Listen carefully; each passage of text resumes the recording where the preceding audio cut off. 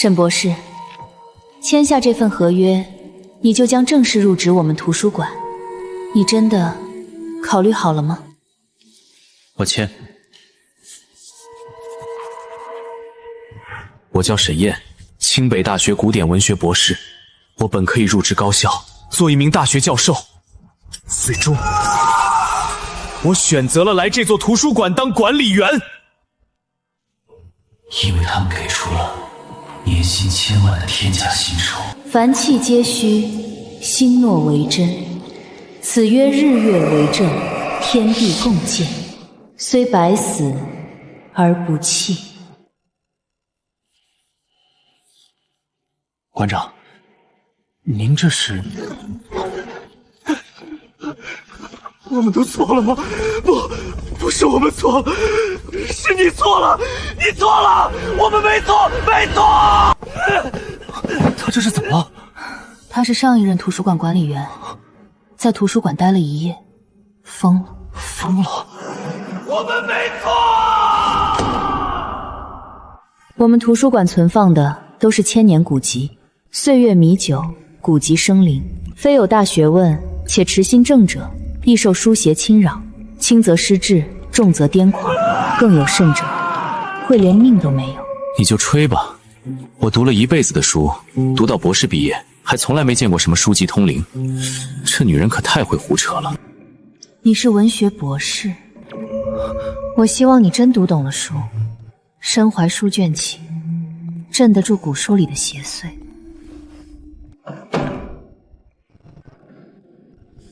沈燕，谁？沈燕，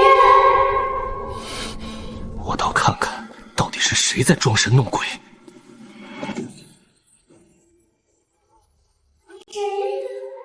大晚上的，在图书馆吓人，若让我逮到了，绝对给你好看。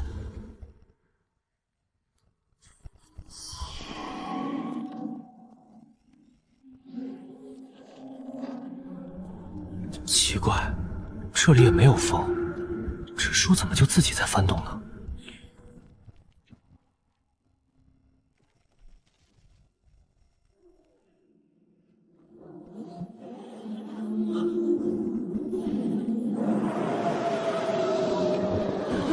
沉寂已久的天地秩序也该换新了。邪魔现尸，结阵，诛魔！阵！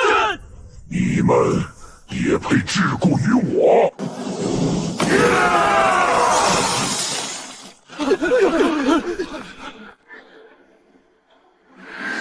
他不是普通邪魔，全员警戒！快，请求高阶支援！你们的力量根本镇不住我！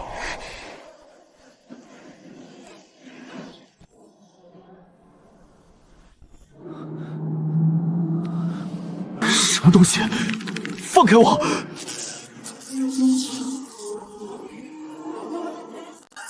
你听，他们在说话。后世之人，你们只把我们当成风月笑谈，你们不懂，你们根本不懂。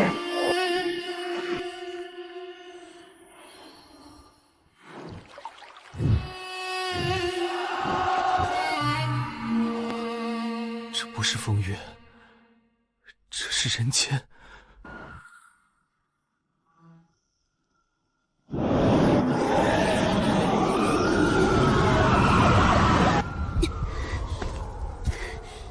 所有人退守外围防线，此地交由我牵制。队长，他实力强横，你独自根本挡不住。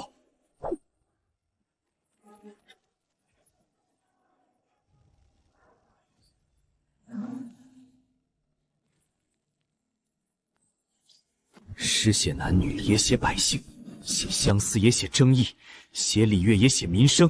它不是你口中的怨毒，是先民的歌，是人间的声音。不可能！是谁在破我道金？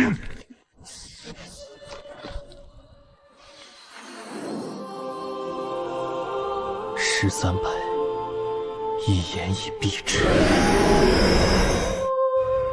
思无邪。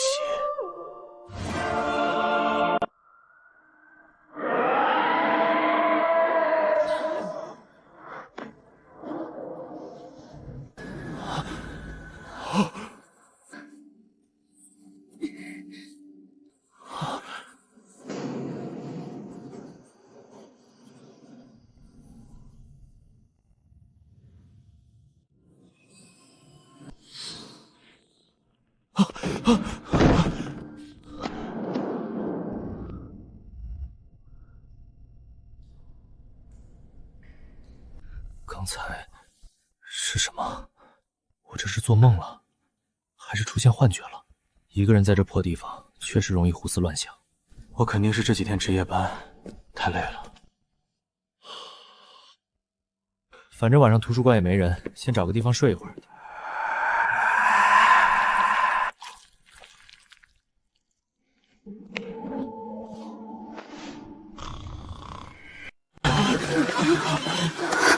消失了。队长，监测结果出来了，刚才那只邪魔是 S 级。S 级邪魔竟然被一击灭杀，究竟是什么力量能一击杀死这般强大的存在？这个世间难道有什么大能出事了吗？救治伤员，清点人数，封锁医院所有出口，任何人不得进出。今晚发生的一切绝不许外泄，违者按镇魔司最高条例处置。是。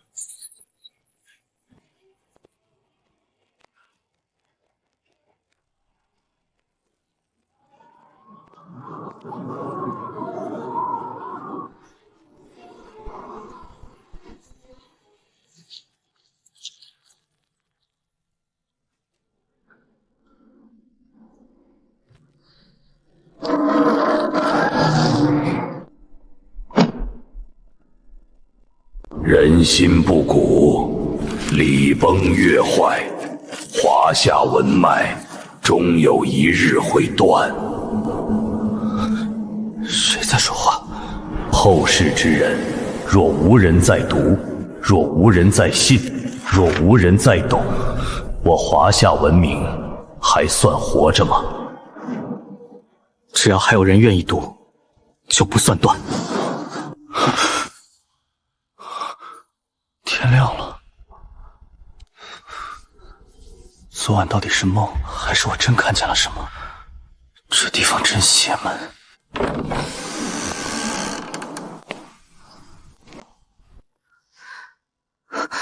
馆长，这是几2啊？3加4等于几？7。馆长，你有毛病吧？你竟然没事？我好好的能有什么事儿？你怎么老指望我出事？昨晚有没有发现什么异常？异常倒是有，这地方邪门的很。我昨晚好像听到有人喊我，后来又看到一本书自己翻页，不过后来就恢复正常了。我估计是太累了，一个人在鬼地方容易胡思乱想。再后来我就找了个地方睡了一觉。你睡着了？我不是故意偷懒，主要是太困了，而且晚上也没人来借书。你真的睡着了？馆长，我真没事。闭嘴！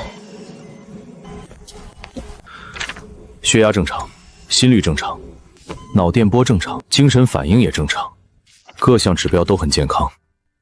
你看，我就说我没事吧。竟然真的没事。我看你才比较需要检查。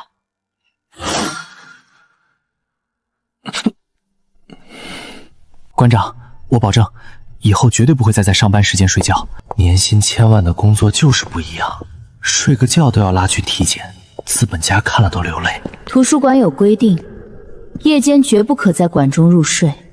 你若想活得久一点，就不要再睡。明白，我保证以后晚上绝对不睡觉。我下班了，记住你说的话。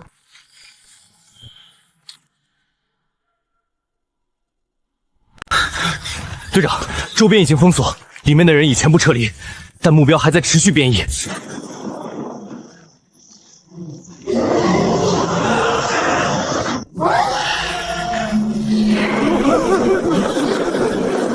能直接吞魂。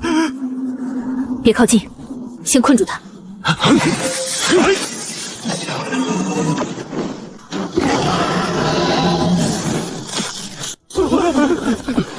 这魔阵困不住他，先封锁周边，不要贸然进攻。我已经禀报了上面，等上面来人救援吧。希望他别跑出来。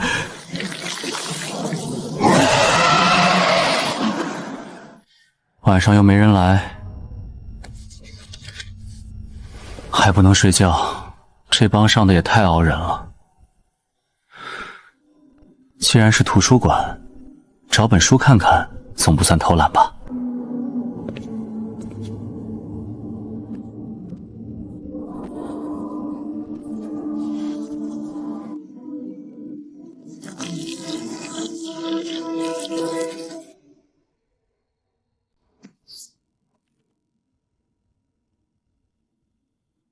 《山海经》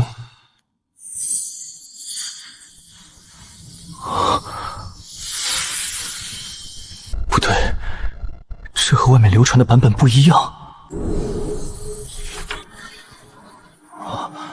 这才是真正的《山海经》。这图书馆里的古籍还真不简单。山川、草木、异兽、古国。原来《山海经》不是怪谈，它是在给未知的天地命名。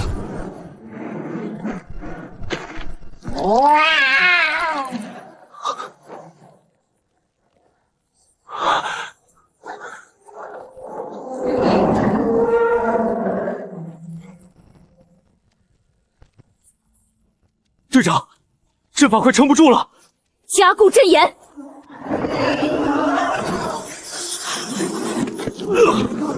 这阵法在他面前跟纸糊的一样，不能让他跑出去。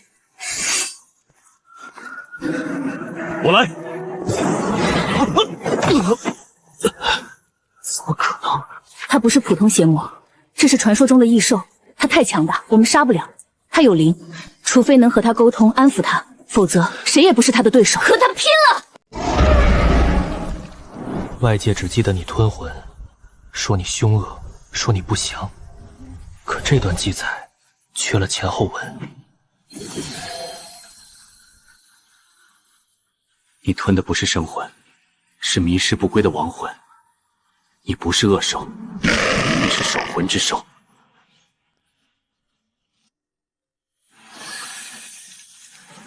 没人记得你的名字，没人知道你守的是什么，但我记下了。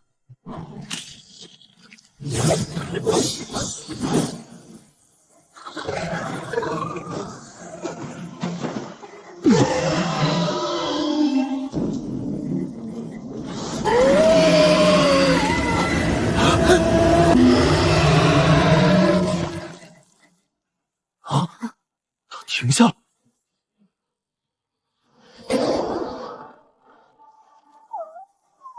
啊！谁干的？有人安抚了他。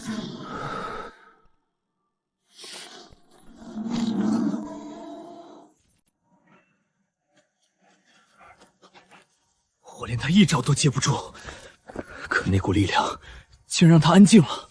不是镇压，是安抚。对方知道他是什么，所以能让他离开。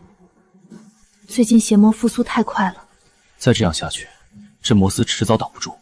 华夏有倾覆之忧，如果真有未知大能出世，我们一定要找到他，请他出山，守护华夏。头生独角，双翼残破，声如鹰啼。不是凶兽，是守魂。光看不行，得画下来。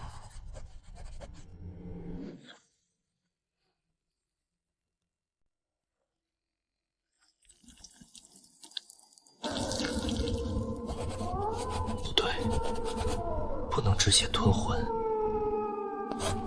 这样又误解他了。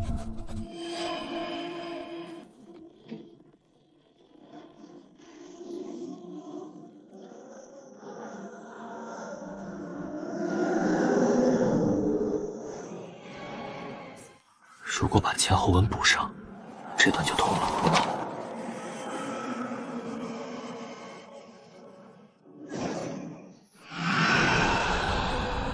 不是妖魔，不是邪祟，是先民记录未知时留下的名字。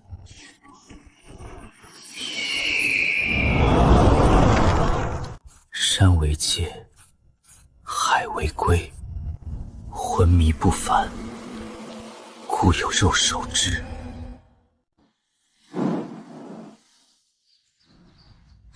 怪了，看了一晚上书，怎么一点都不困？这书看着还真舒服，越看越精神。晚上看看书，这工作也没那么难熬。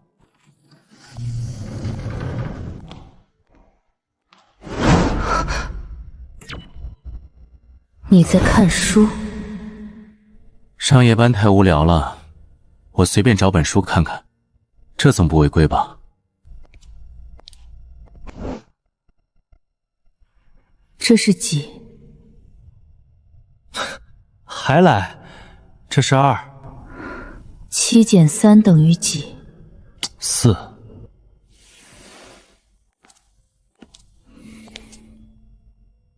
馆长，我只是看书，不是中邪。你真可以看书。这里不是图书馆吗？难道还不能看书吗？图书馆有规定，夜间不可在馆中看书。还有这规矩？白天看书是人看书，晚上看书是书看人。有这么悬吗？你若想找死，我也不拦你，那你就慢慢看。那我现在算没事吧？你若真能看懂，那便受益无穷。什么好处？你已经得到了。我得到什么了？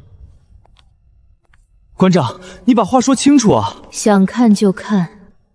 得了好处是你自己的，把自己玩死了，也怪不得别人。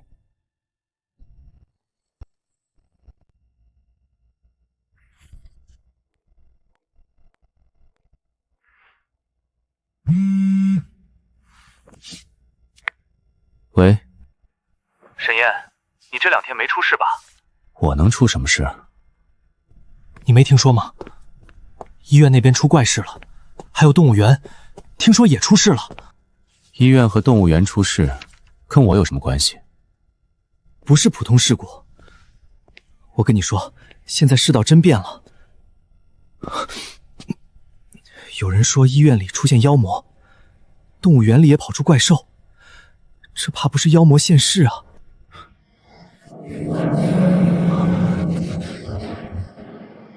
你少刷点乱七八糟的视频，哪有这种事？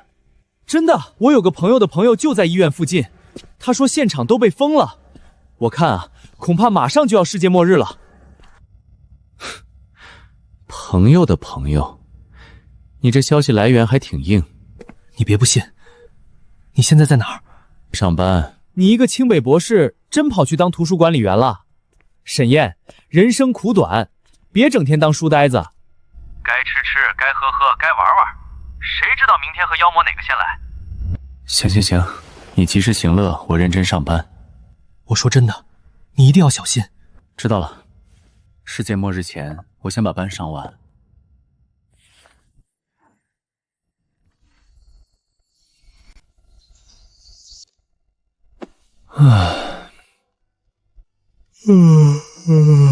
妖魔现世，世界末日，这小子小说看多了吧？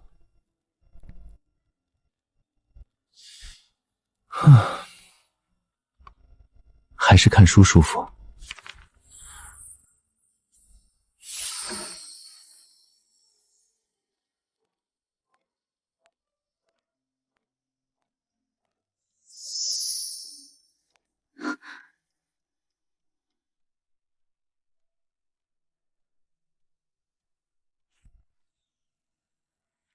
守魂之兽。哦，那个，昨晚随手写的。写的？对啊，看书嘛，写点读书笔记很正常吧？你知不知道，在这座图书馆里最不能做的事之一，就是写读书笔记。写读书笔记也违规？这图书馆到底还有什么不违规？在普通图书馆，笔记只是笔记，在这里不是。什么意思？你若没读懂，写下来的就是妄注，妄注会巫书，巫书会生邪，邪魔会吃了你。但你若真的读懂，你写下的字就能补全古籍残缺，甚至能替书中之灵证明。你昨晚写下的东西已经进了书里。进书里了？我就随手写了几句啊。随手写几句就能让山海经认下，你知道这意味着什么吗？意味着我文笔不错？意味着你不只可以看书，你还可能有资格著书。著书？读懂古籍只是第一步，能将理解写下来，被古籍承认才是真正难得。若你真能注释馆中的书，图书馆会给你记功。记功？对，这是好处。我们合同里没写这个。入职的时候只写了年薪1000万，可没写我要负责注释古籍，这是额外工作，得加钱。你知道注释古籍意味着什么吗？知道，意味着工作量增加，而且你刚才也说了，写错会巫书，巫书会生邪，这明显是高危工作。高危工作不该有高危补贴吗？你真是清北博士。正因为我是清北博士，所以合同意识比较强。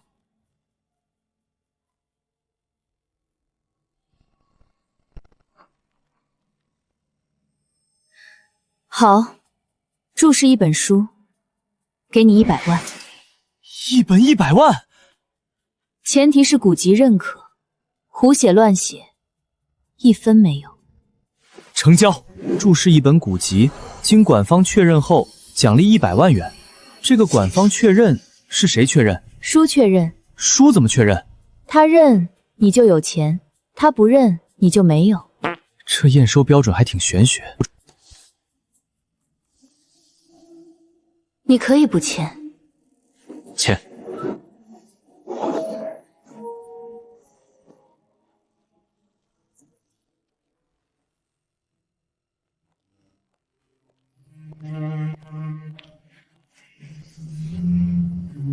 祝你好运。一本100万，这活我熟啊。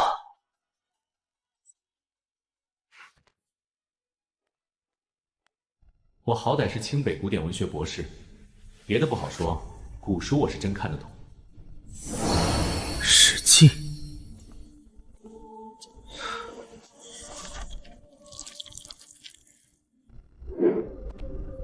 队长，推算师许关兴到了。如果那位大能再出手，你能推测出他的位置吗？只要他再动用一次力量，我必定能找到他。城市档案馆出现妖魔暴动，现场多人失去记忆，引入疯癫，有人的名字正在从系统里消失。行动队立即出发，许关兴跟上。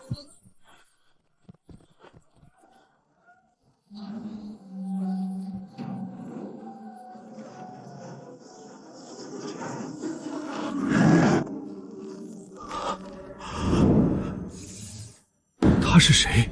我怎么不记得他了？他在吃人的名字，救人！开阵！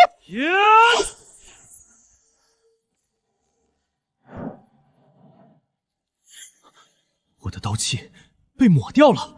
名可抹，实可改，人可忘。不好，阵法记录被抹掉了。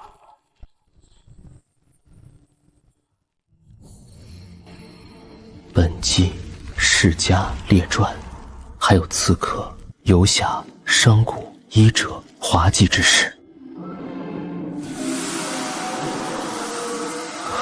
不对，这些名字不能被抹掉。后世之人记得几个名字，史书不过胜利者书写，抹了又如何？史记不只为赢家，他是在给每一个曾经活过的人留下一道痕。忘了就是没了，无人再读，何必再记？史不是给死人看的，是给后人看的。人会死，名会旧，可只要史笔还在，就有人知道他们曾经来过。后世之人，你读史是为猎奇，还是为记人？为记人，也为让后来者知道我们从哪里来。那就记住，史可亡身，不可亡名。史可亡身，不可亡名。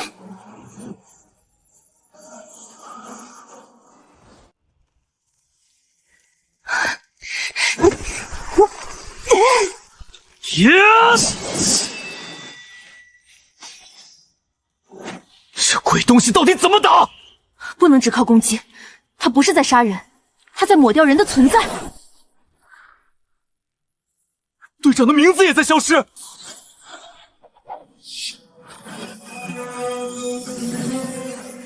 不可能，谁在记他们？他出手了，那位大能出手了。名不可留，史不可传。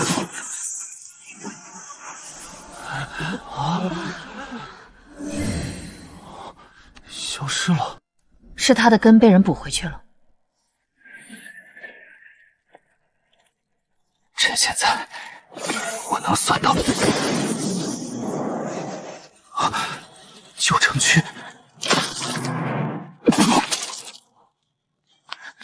你看见了什么？旧城区里有东西挡住了天机，再往里算，我会死。那就不用算了，明天我们去旧城区找。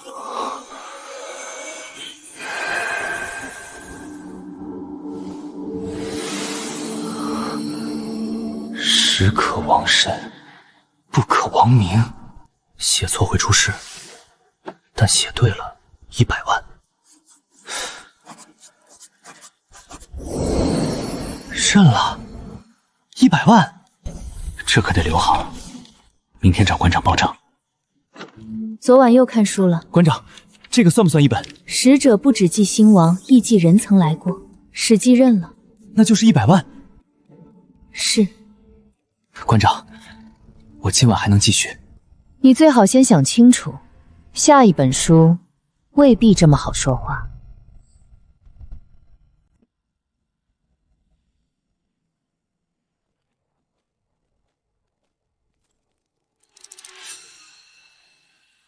就是这里。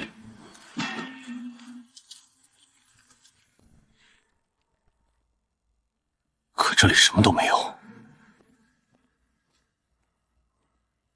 一本100万，这工作真香。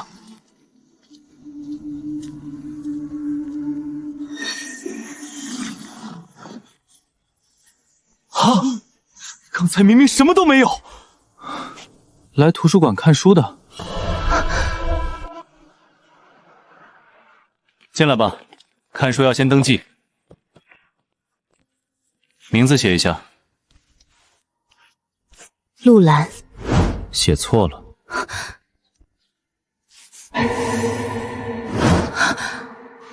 真魔司第3行动队队长，昨夜参与城市档案鬼魔祭事件。这登记册还挺智能的。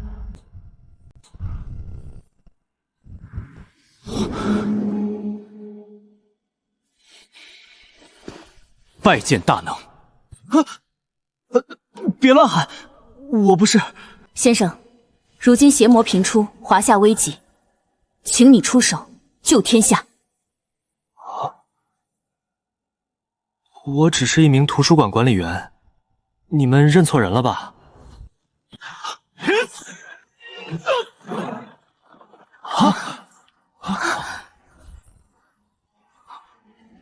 我有这么强吗？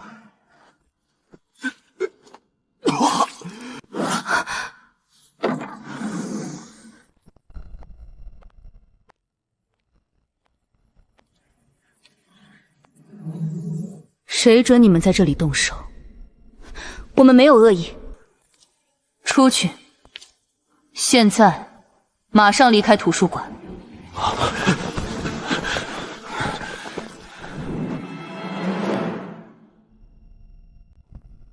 秦馆长，外界邪魔频出，医院、动物园、档案馆已经死伤多人，华夏有倾覆之忧。我们只是想请你们出手，外面的事是镇魔司的职责，图书馆不是你们该来的地方。那些邪魔似乎和这里有关。哼，马上离开。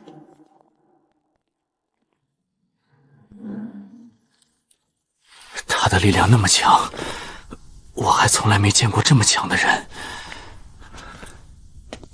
他就是昨晚出手的人。回去查一下这座图书馆的来历，还有里面的人。馆长，他们说的邪魔是真的。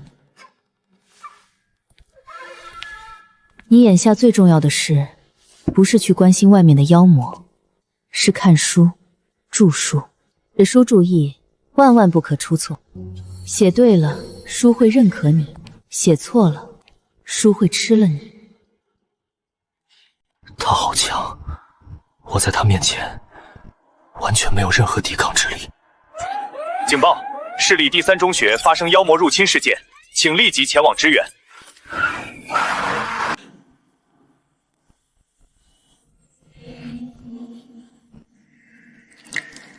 不敬者跪。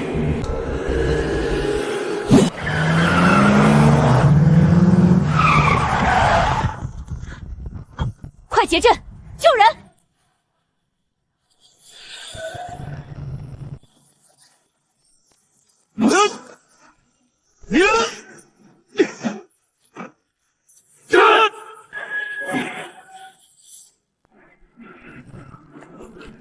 礼崩乐坏，当以戒尺正之。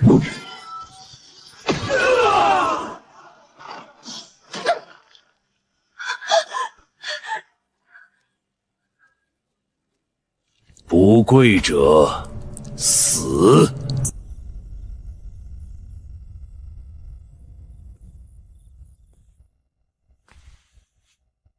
不能出错，那必须先挑熟悉的。《论语》啊，这个我熟。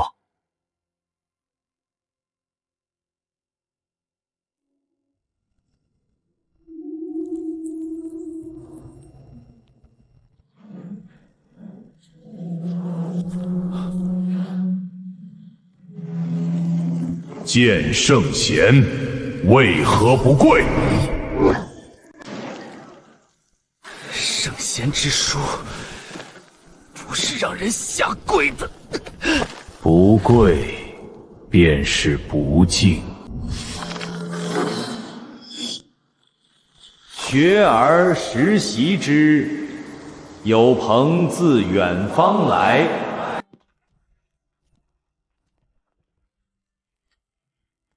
礼就是尊卑，仁就是服从。后世之人，你敢说你比圣贤更懂礼？后世之人，你读《论语》读到了什么？读到了仁，也读到了礼。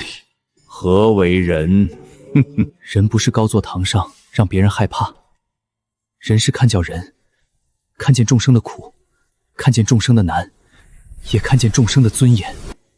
那何为礼？尊卑、服从、跪拜、戒惧。礼不是把人压低，礼是让人知道分寸，知道敬人，也知道自重。若礼只剩下恐惧，那就不是礼，是枷锁。众生无礼，皆当跪。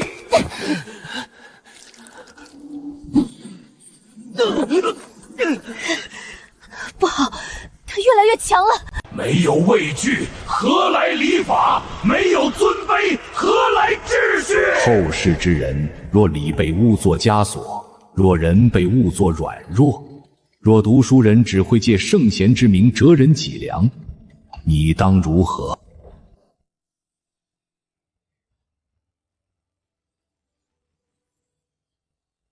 那就把被误解的字重新读回来，把被歪曲的道理重新讲清楚，让后世知道，华夏传承的礼不是让人跪，是让人知敬尺知分寸。华夏传承的人不是空谈，是爱人、成人、利人。仁者爱人，君子成人之美，不成人之恶。后世审验，受教。此书不该被邪物借名，此道不该被后人误作锁链。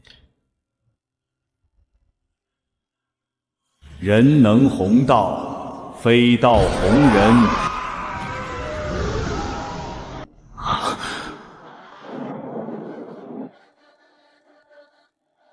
礼非破人之器，人乃成人之心。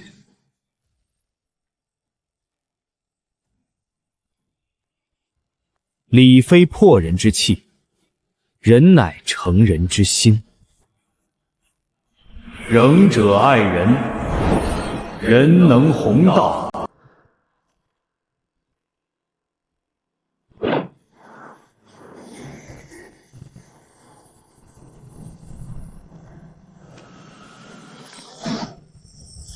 谁敢改礼？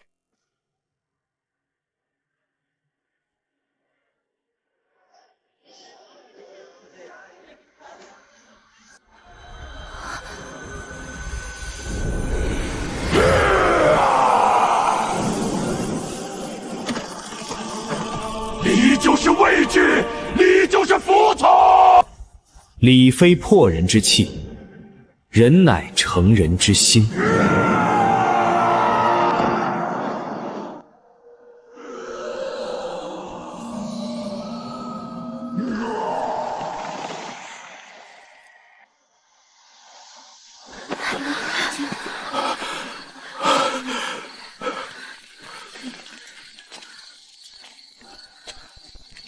又是那股力量。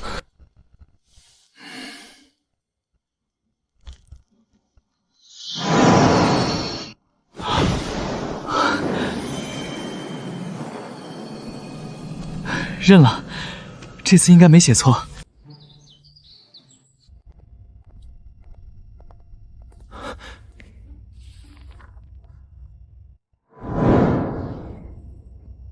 他认了。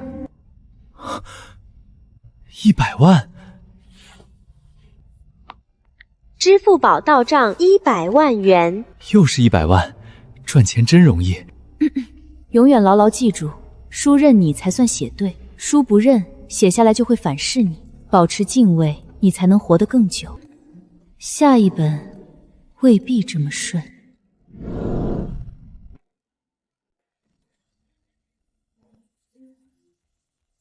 沈燕，我跟你说，最近真不对劲。又怎么了？医院、动物园、档案馆，还有第3中学，全都出事了。网上视频刚发出来就没了。有人说是镇魔司封锁了消息。镇魔司？专门对付妖魔的。我就说吧，妖魔现世了，世界末日真要来了。你少喝点，越说越离谱。我没吹牛，你别整天当书呆子。世道真变了。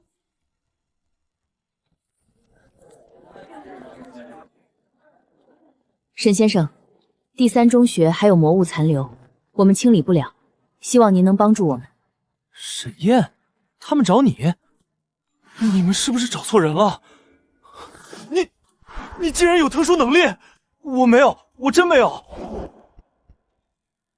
那些残留魔物还在影响学生。我先去看看。不是，你真去啊？我也想知道，到底怎么回事。跪下，无礼，当罚。这里还有东西。戒齿魔已经消失，但残留污秽还在，靠近的人会被逼着跪下。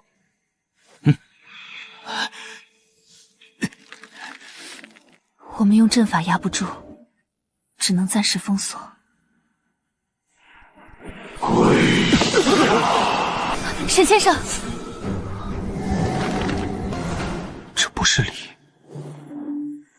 礼以敬人，不以辱人；人以利人，不以贵人。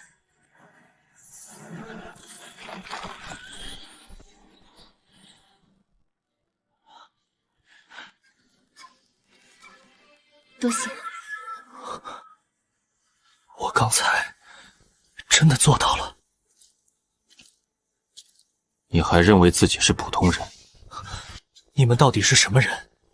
这些妖魔又到底是怎么回事？沈先生，你现在知道，我们不是在开玩笑。我知道了，但我也真不知道自己怎么会这样。继续。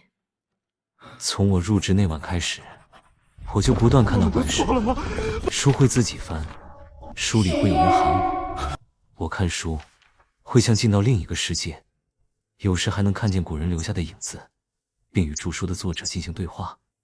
我一直分不清，那究竟是我看书太入迷产生的幻觉，还是真的。我写下的注释，如果那本书认可，秦兆业就会给我100万。时间对上了，你每次看书注书之后，外界妖魔就会消散，所以魔物的源头可能就是那座图书馆。我得回去问清楚。我们会帮你查这座图书馆。如果那里真是妖魔源头，我们不能放任不管。现在不能乱来，先查，有危险立刻联系。好，我回图书馆，你们查外面。我们互相交换消息。无登记建筑。不可能，我们亲自进去过。权限不足。沈燕，清北大学古典文学毕业，曾被评为清北大学优秀大学生，号称当世年轻一辈古典文化研究第1人。关联绝密项目，权限不足。他的资料，我们也没权限。非法访问绝密工程档案，检索已终止。手藏，这是什么？局长，旧城区图书馆到底是什么地方？你们查到不该查的东西了。那座图书馆本就是为了妖魔而建。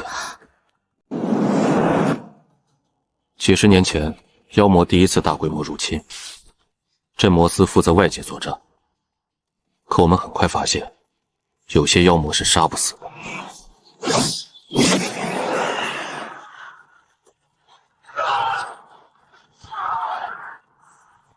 后来才知道，外面出现的只是魔躯，真正的根藏在古籍里。那些古籍乃是上古先贤智慧的结晶，凝聚着上古先贤的毕生智慧，汇聚天下之灵气，乃世间无上珍品。可随着时代远去，渐渐无人再读古籍，无人能懂书中的思想。特别新时代来临后，受各种思潮冲击，古籍中的内容更是再无人问津，甚或被曲意误解。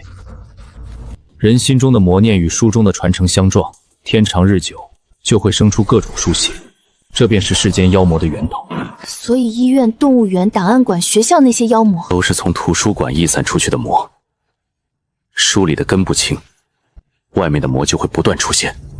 国家建立那座图书馆，第一是收容，把已经生邪的古籍的集中起来，避免流落民间；第二是镇压，由守藏人维持规则，压住书中邪灵；第三，也是最重要的一点，传承。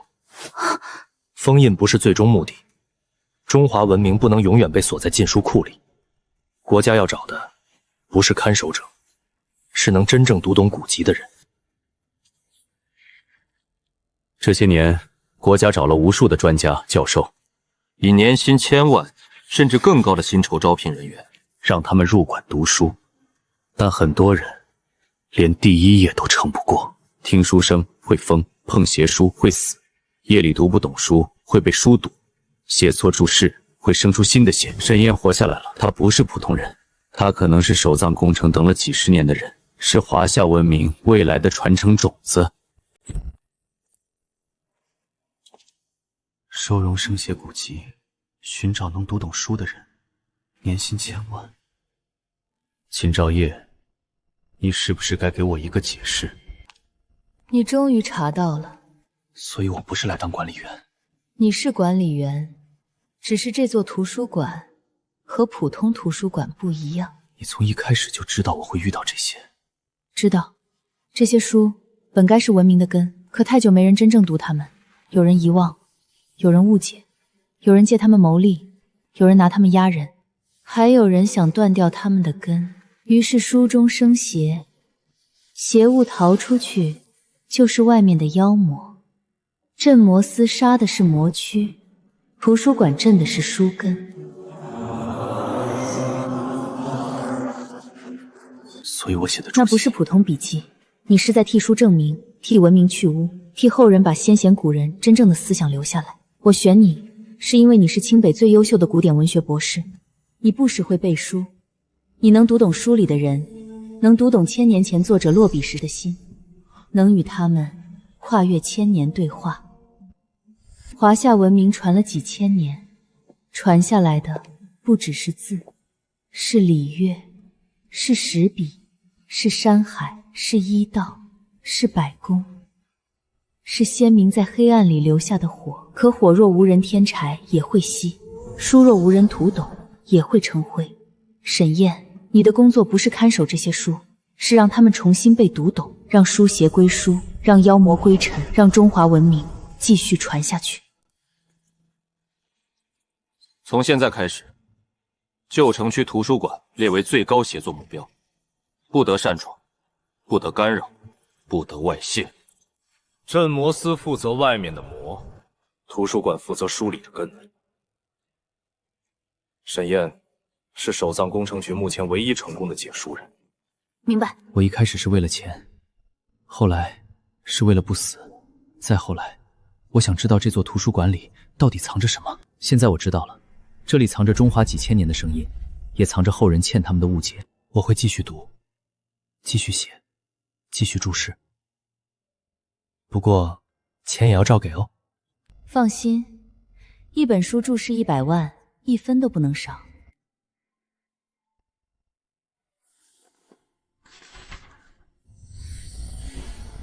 后世之人，你真读得懂吗？读了才知道。天命已改，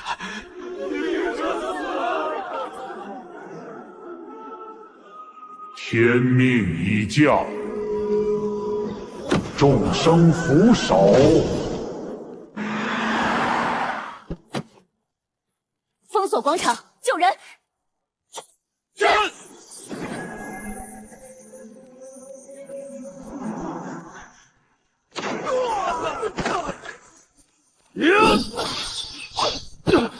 太强了，完全斩不动。他不是压身体，他在压人的心念。逆命者皆为罪名。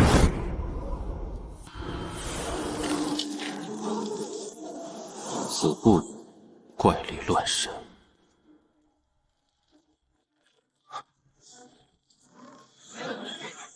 上书残卷。违天命者，当诛！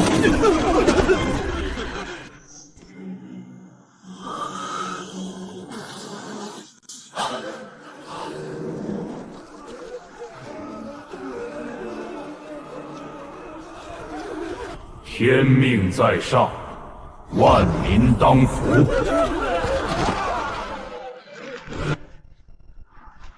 这不是天命。后世之人，你也敢违天命？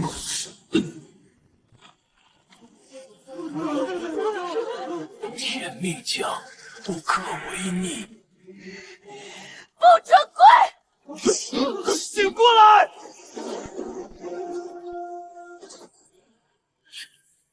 他还在变强。天命不可问，天命不可逆，天命所至，万民皆臣。不对，上书写王命，更写民生。后世之人，你读到了王座，可曾读到王座之下？你读到了天命，可曾听见民生？还饿死，我还听得见吗？贵者生，逆者死。罗青，护住人群！你要干什么？天命在我，万民只需顺从。若天命只在王座，亡国之时，为何先听见民哭？民为邦本。入口！天命不是让万民俯首，独到民，方可谈命。天命不在诏书，在民心。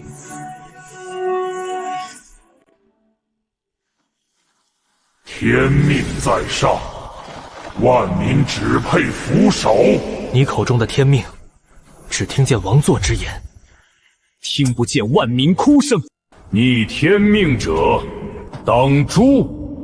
民心所归，方为天命；民心尽失，便是命绝。后世之人，你读到了民，便读到了命。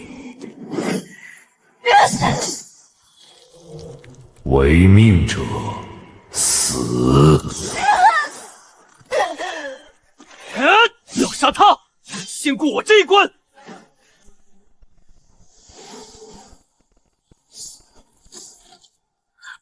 魔气还在上涨，再这样下去，整片广场的人都会被他彻底控制。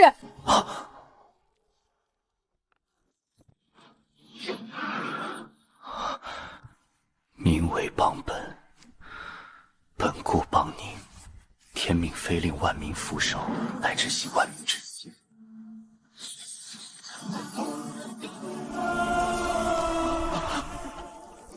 不可能！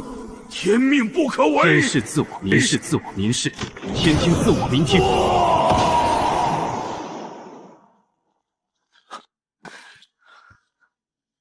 又是他！这种力量根本不是真魔术，不只是被斩杀，连根源都消失了。好险，差点没压住。认了。又赚了100万，完全消失了，不是被打散，是源头没了。我们平民拖了一夜，他一句话就结束了。我们一定要保护他，绝不能让他出事。甲子1号级别的魔躯，镇魔司正面无法斩杀。从今天起，旧城区图书馆的优先级再提1级，所有魔躯情报第一时间整理。但不得擅自进入图书馆。明白。外面的魔我们拖住，书里的根交给沈燕。他现在已经不是普通协助对象，是守藏工程最关键的人。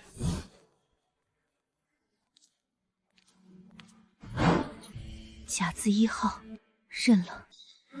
那这本怎么算？照旧。这可是甲子1号，我差点被他按死。支付宝到账100万元。行吧。至少没少。你能让甲子1号认可，从今天起，你的身份就不同了。什么身份？以前你只是管理员，现在你是候选解书人。我可以考虑承担。先别高兴，候选不代表你已经安全，只代表接下来你将面对更多的危险。甲子1号认你，其他书也会知道，有些会等你读懂，有些会等你写错。写错会怎么样？一字之错，后患无穷。今晚别逞强。更多书会盯上我。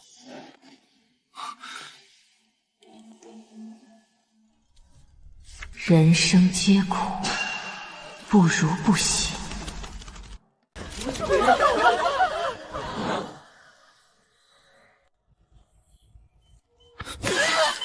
别碰！强行唤醒会伤魂。那就只能看着他们睡死。不是睡，是灵魂被困在梦里。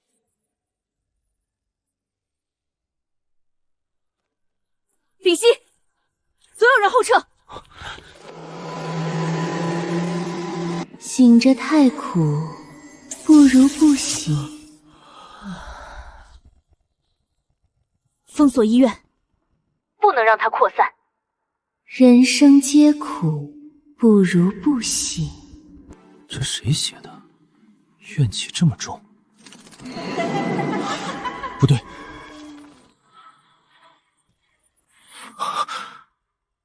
这是……你本该这样，不用冒险，不用守夜，不用替那些书承担什么。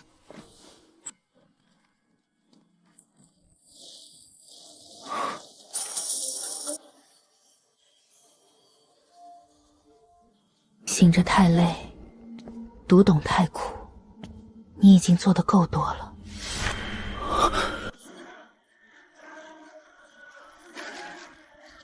再不想办法阻止，整座城所有人都会睡过去。这些人，他们只是累了，我给了他们一个好梦。你也该睡了，人生皆苦，不如不醒。醒着太苦，留下吧。你本来可以这样活，何必醒来？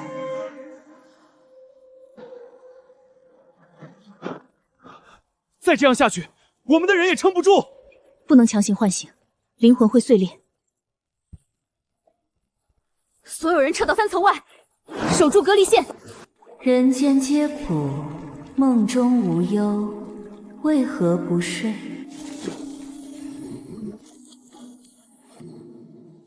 梦不是错，可若永不醒来，那不是逍遥，是逃避。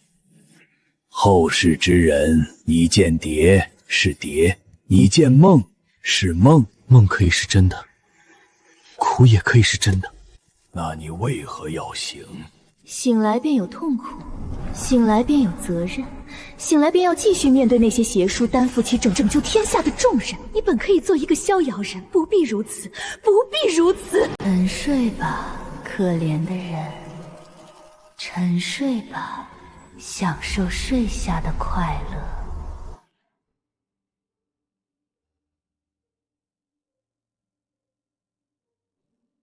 我不是不想轻松，我也怕死，也想拿钱走人。可我已经看见了，那些书里不只是字，还有人，有人唱过，有人写过，有人记过，有人把1000年前的声音留到今天。你求逍遥，是想不被世事困住，还是想从此不问人间？不问人间，才是真自在。不，逍遥不是弃世，不是把眼睛闭上，不是把苦难当不存在。逍遥是身在世中，不被名利御使，不被恐惧驱赶，不被痛苦困死。梦可以入，人间也要回。既知梦，也知醒，方可言逍遥。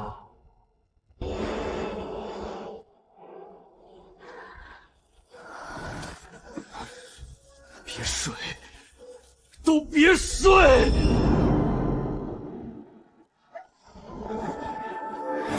醒来有什么好？人间皆苦。人间有苦，也有人愿意醒着，因为醒着才能改变，醒着才能回家，醒着才知道自己是谁。梦中有蝶，醒后有人。逍遥非弃世，乃不为物役而自持。人间皆苦，为何非要醒来？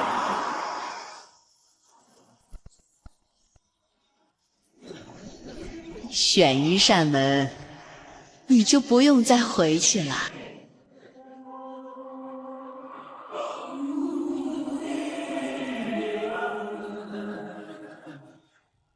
梦再好，也不能替人活。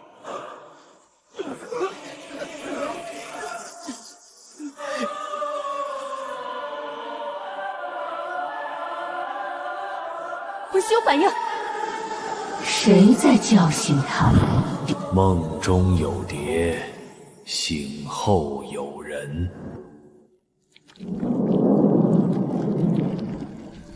人生有苦，所以更要醒着，醒着才知道苦从何来，醒着才知道路往何处去。逍遥不是不醒，是不被梦困住。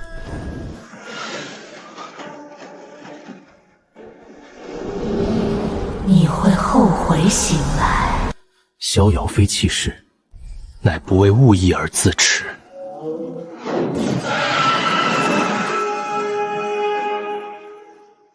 不要醒！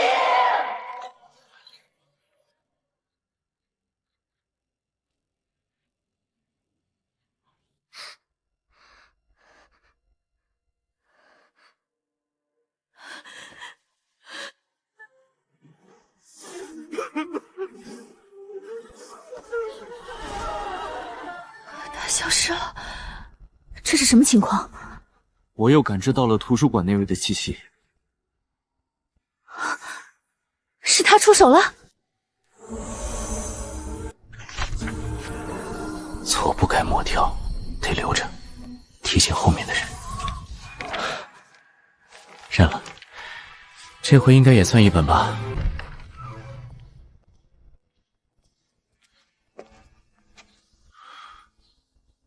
你没有抹掉它。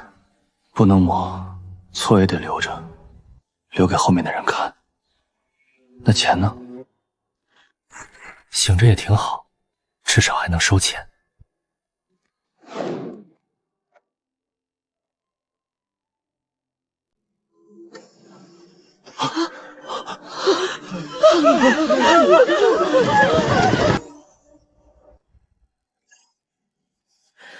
和之前一样，魔区消散，根被清了。我们打了一夜，也没有能奈何这邪魔半分，还是得他出手。规律已经很清楚，外界出现魔区，我们围剿、封锁、救人，但只有沈燕在图书馆著书，才能从源头斩魔，魔区才会彻底消失。从现在起，所有疑似古籍类妖魔事件，第一时间上报，镇魔司必须给沈燕争取时间。但我们还不知道下一只会从哪里出来。消息泄出去了，不是一般的泄密，是有人在利用传闻做流量。恐怖、国风、古籍、神秘组织，这几个词放一起就是爆款。赵教授，你负责给他一个文化外壳。经典不好懂，但可以讲得好卖，有流量。我要的就是您这句话。我们做视频就靠流量活着，只要有流量，您想怎么曲解就怎么曲解。读经典，不要读它的原意，要读它能不能为你所用，断掉多余的解释，留下最有用的部分，使经典为我所用，这就是经典的意义。你看这个，现在网上都在讲国风灵异，这教授说的可火了。这不是解读经典，这是断章取义，这会祸乱世间的。有这么严重吗？经典最怕的不是没人读，是有人只截一句，拿来骗人。你最近说话越来越像国学大师了。我们要让古籍火起来，让传统文化重新变成年轻人的狂欢。接下来，请赵教授为我们解读第一句核心古训。前文不要，后意不要，只留我想要。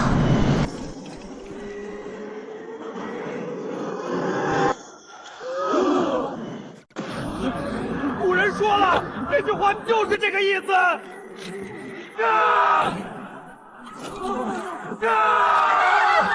爆了！这才是真正的古籍复苏。前文不要，后意不要，只留我想要。别停，镜头别停，这都是流量。封锁会场，切断直播。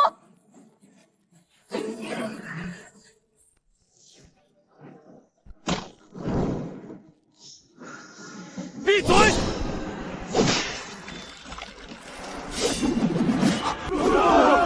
别乱砍，它能剪断一切有形无形的东西。断一句，乱一心；减一字，杀一人。不能直接打，他每减一句，观众心智就乱一分。我们攻击越强，他减得越快。他没有完整形体，全是断开的念头，根本抓不住。请救人！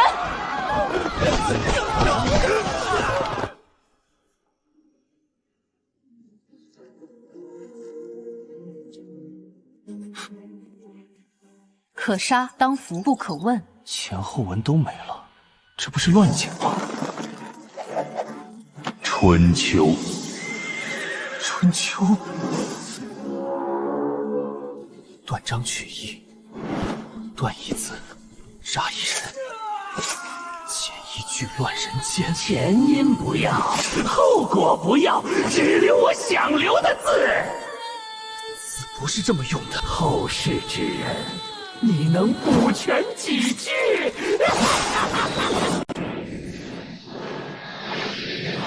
前因不要，后果不要，只留我想留的字。杀，一个字离了前后，就能害死人。那就全剪了。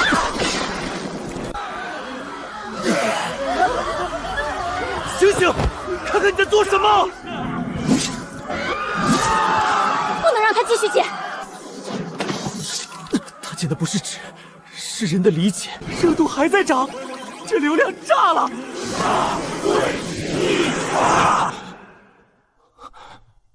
史官，后世之人，你以为一字之重，重在锋利吗？一字之重，重在不使是非无名。你补不完，世人只爱听半句。之笔不是拿字句玩弄人心，是乱世之中，让人知道谁做了什么，谁该承担什么。若全是改前因，若流言减后果，若后人只取半句，你当如何？那就把前因接回去，把后果补回来，让一句话重新成为一句话，让一个字重新担起是非。能知此，方可落笔。只留半句。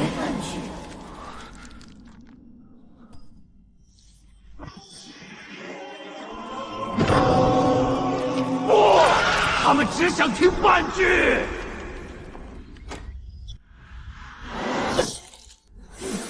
我刚才怎么了？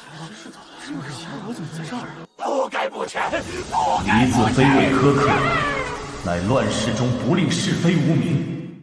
封锁现场，所有视频全部清除。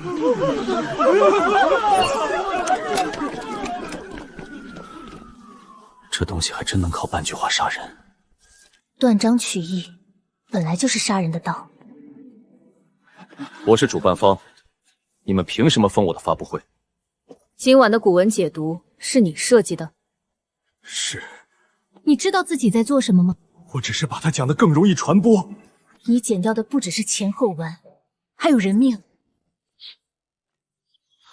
一字非为苛刻，乃乱世中不令是非无名。春秋认了，钱我转给你了。春秋这种书，一字落错，后患无穷。我知道，有些字不能乱剪。昨晚万象文化发布会出大事了，视频刚传出来就没了，全网都在删。你认识？赵启明，我以前在学术会议上见过他。那个赵教授，他现在可火了，全网都在看他讲国学。他以前不是这样讲述的，这是为了钱吧？昨晚直播数据被清空，相关视频也被全网删除。要不是有人保我，我都会被抓进去，再也出不来了。国学解读这条线先停掉，换个方向，古方、秘药、养生。医术不能乱讲，那就别讲医术，讲情绪，讲焦虑，讲长寿。这是我们复原的1000年古方，古人用了上千年，安全、天然，有奇效。下单了，给我们买10多了，终于找到真古方了。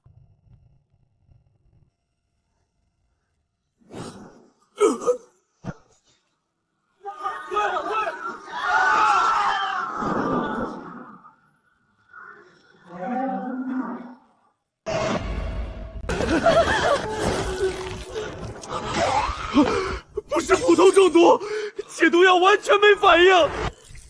毒气已经进魂了，普通解毒没用。源头在哪儿？仓库区，我记得那里最重。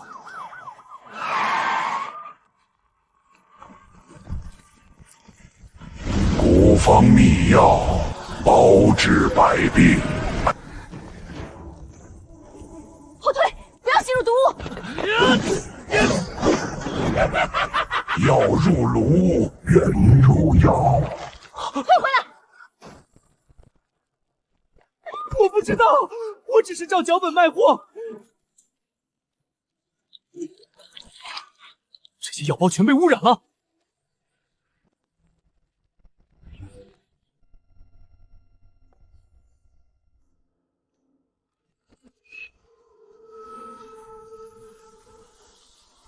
本草纲目》医书，这书像中毒了。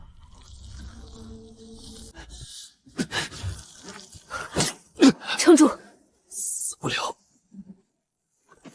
药成，全城共饮。还要把毒物散进城市水网，那里有全市的供水主管道。拦住他，不能让他出仓库。是。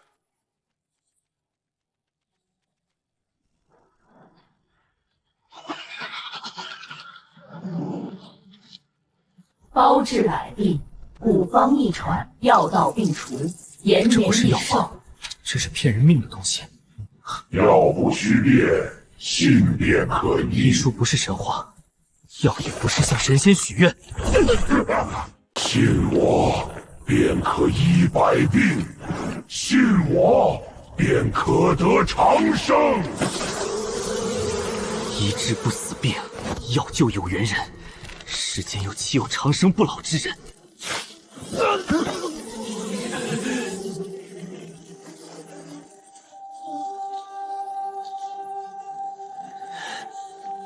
不能让他出去。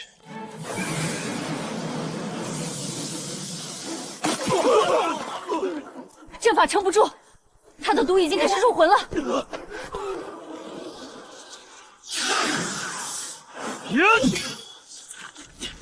快想办法！信古方，不问真假；信秘药，不问生死。《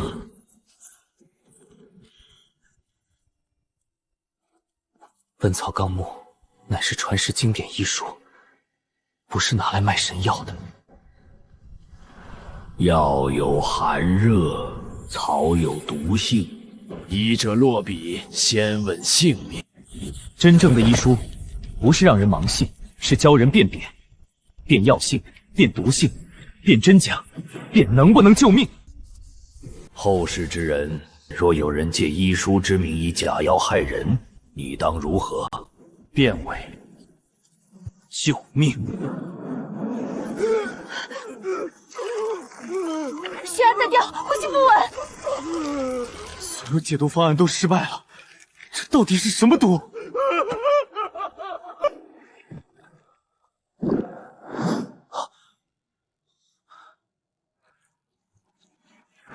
古方不错，行者得救。你不是古方，你是伪药。医术之贵，不在称奇，在辨真伪，救性命。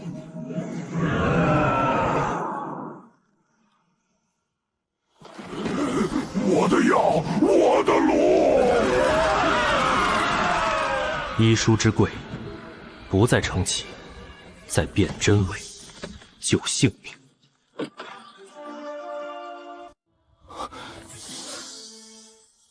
毒退了。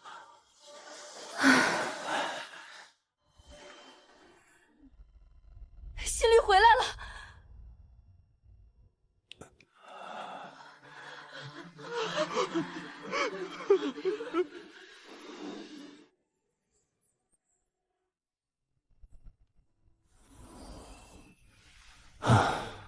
这本也认了，医书救命，真不能乱写。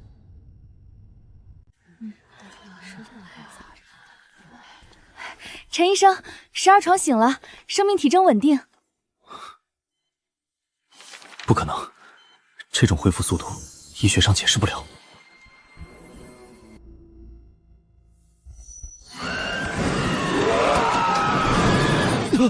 陈林生，你怎么了？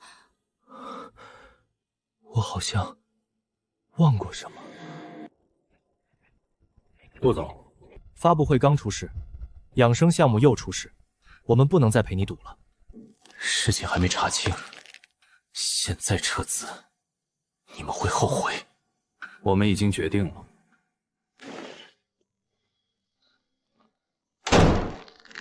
一群蠢货！我早说过，医术不能乱碰。赵教授，现在来装清醒，晚了。顾总，外面还有记者，监管部门的人也来了。把记者都拦住，监管那边法务去拖。可是没有可是。顾行舟，你该停了。停？我现在停万象文化就晚了。赵教授，你要是怕了，可以走，但别忘了，那些项目上也有你的名字。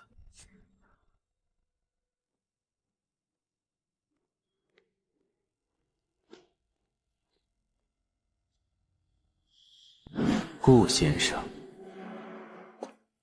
你是谁？在下东瀛玄武社的新一任社主，神宫四压。我没什么耐心，我现在没兴趣见什么东瀛人。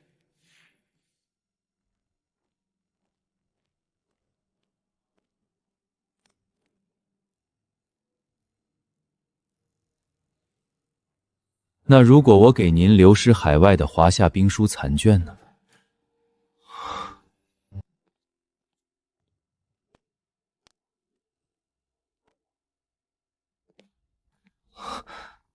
这东西是真的？真假不重要，重要的是，所有人都会相信它是真的。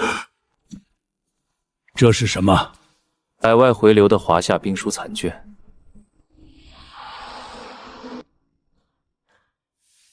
不对，这卷书不能对外公开展示。为什么？东瀛人绝对不安好心，我在这卷里隐隐能感觉到一些邪魔之气。你们华夏自己的兵书，难道还怕看？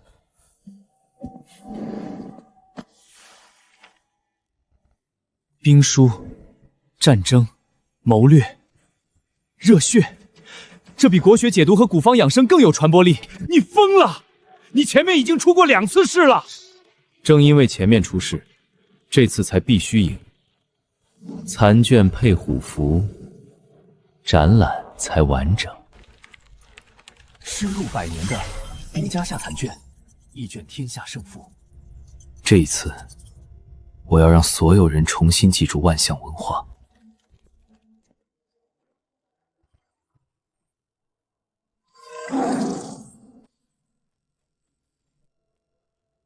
你们听见了吗？这是什么声音？快了。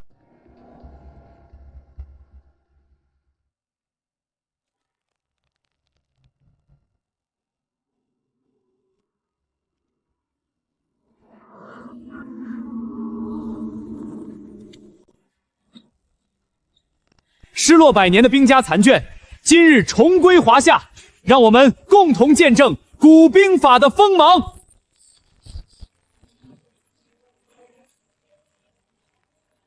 有人说万象文化不懂传统，今天我要告诉所有人，真正的传统不只在书房里，也在战场上。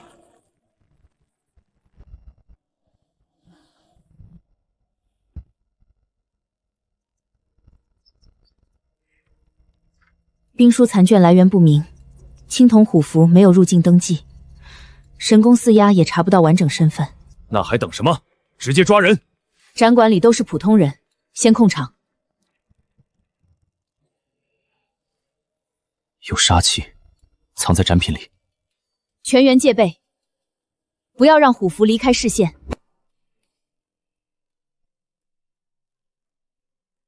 沈燕，我抢到票了！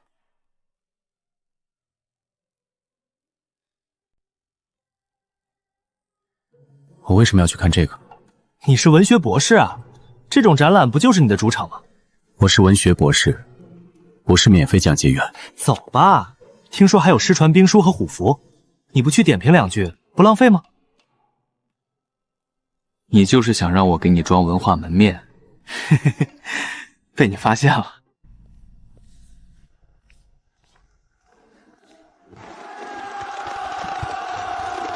这不仅可以啊，还挺热血。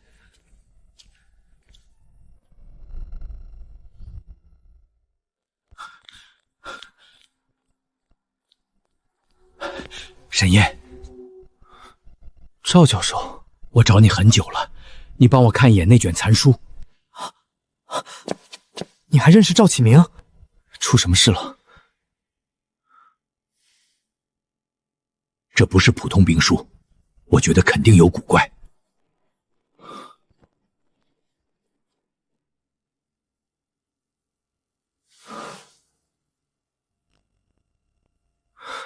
字缝里有血气，你也看出来了？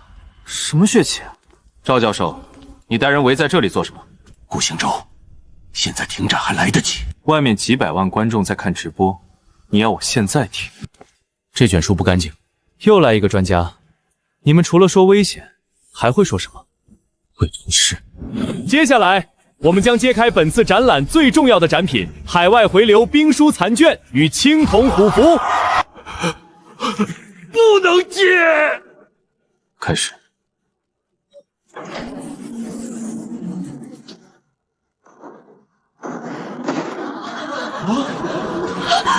沈烨，你听见了吗？听见了。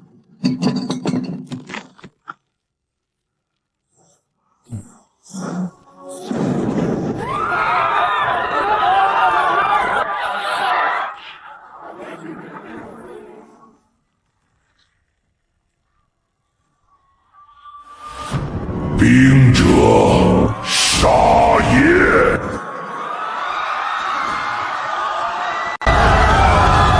沈烨，这次是真的妖魔啊！闭嘴，往后退。你不害怕吗？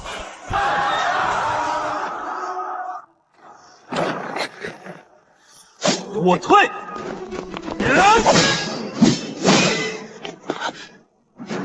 力气这么大。他在把展馆变成战场，杀气太重，不能让观众继续被侵蚀。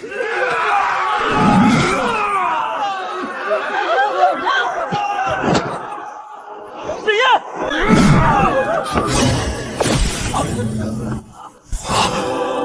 你到底走？读书人也配谈兵？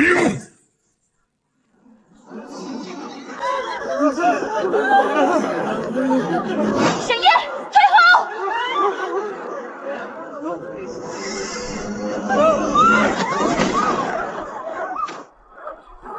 你到底放出了什么东西？你不是想让兵书火起来吗？这不是我要的。那就由不得你了。有意思，这里竟有能压兵书战役的人。拦住他！兵书不是这么读的。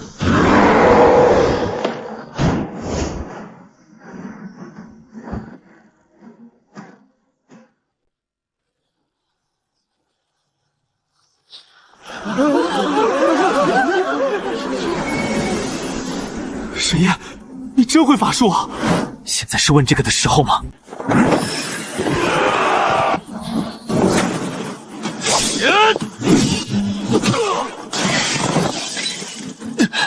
这东西太硬了。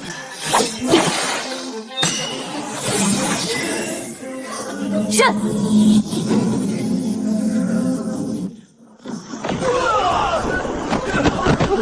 他把所有力量都转成了杀阵，阵法压不住。读书人挡不住兵锋。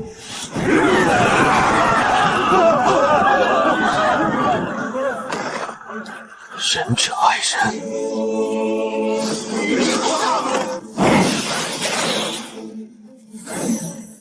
民为邦本。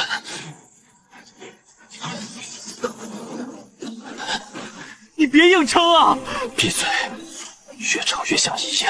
你到底在图书馆里得到了什么？他是什么人？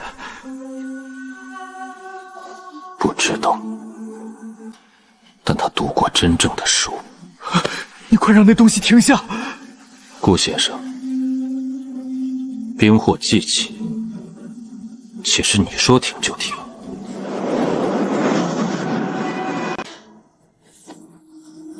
再这样下去，所有人都会被拖进战场换境。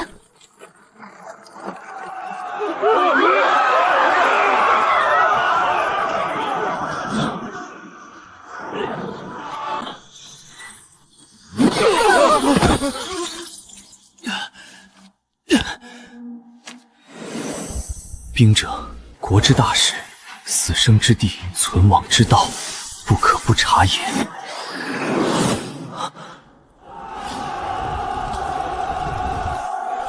兵者，杀也！强者胜，弱者亡。这不是兵书本意。胜者为王，兵书只论胜负。错，兵书论胜，更论代价。兵不是逞凶之器，不是侵夺之名，不是杀戮成就物业。何为上兵？上兵伐谋，其次伐交，其次伐兵，其下攻城。胡言！兵者，杀也！真正的兵道，不是弑杀，是不战而屈人之兵，是慎战，是止戈，是护民。知兵者，不轻言兵。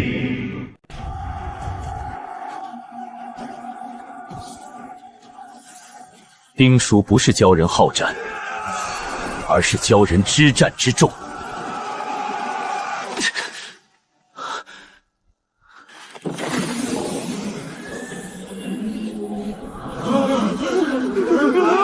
战役又起来了，普通人撑不住。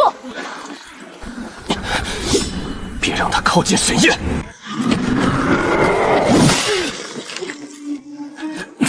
撑不住了。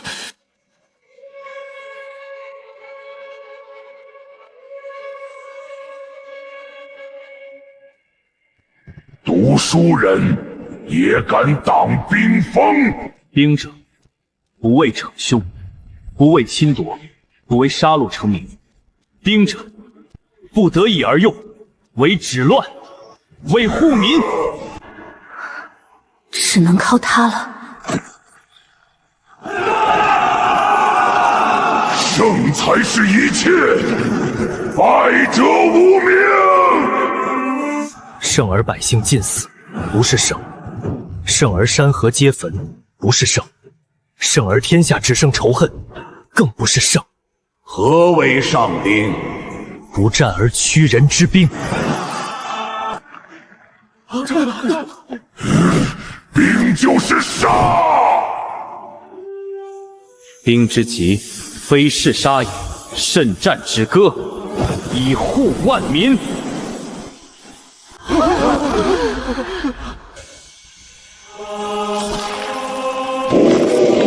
兵不该止。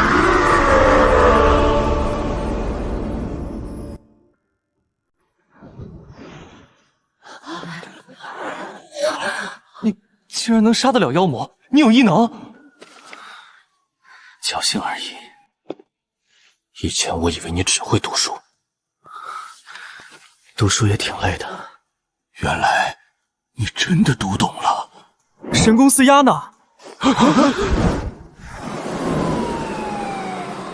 我不知道会这样，是那个东瀛人，是他给我的东西。你不知道妖魔，但你知道这些东西来路不明，你只是不在乎，你只在乎有没有流量，能不能火。这是神宫司鸦留下的资料，他们不是想办展，他们想把华夏兵书扭成杀戮之书，他们要毁的是典籍的本意。追查神宫司鸦，绝不能让他离境。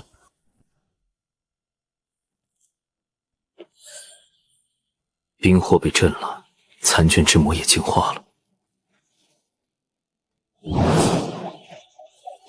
想不到华夏竟还有这样的读书人。真正能传承文明的人。很好，下一次我会亲自试你的书。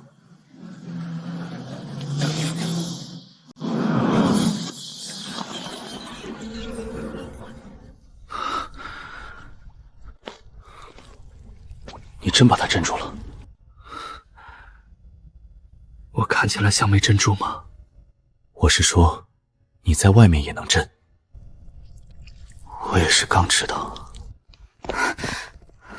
还能走吗？能。但如果这是出差，你镇魔司报不报销？我兄弟会发光，我兄弟拿笔打妖魔，我兄弟是图书管理员，这3句话为什么能同时成立？普通目击者记忆处理。等一下，你们要干什么？停！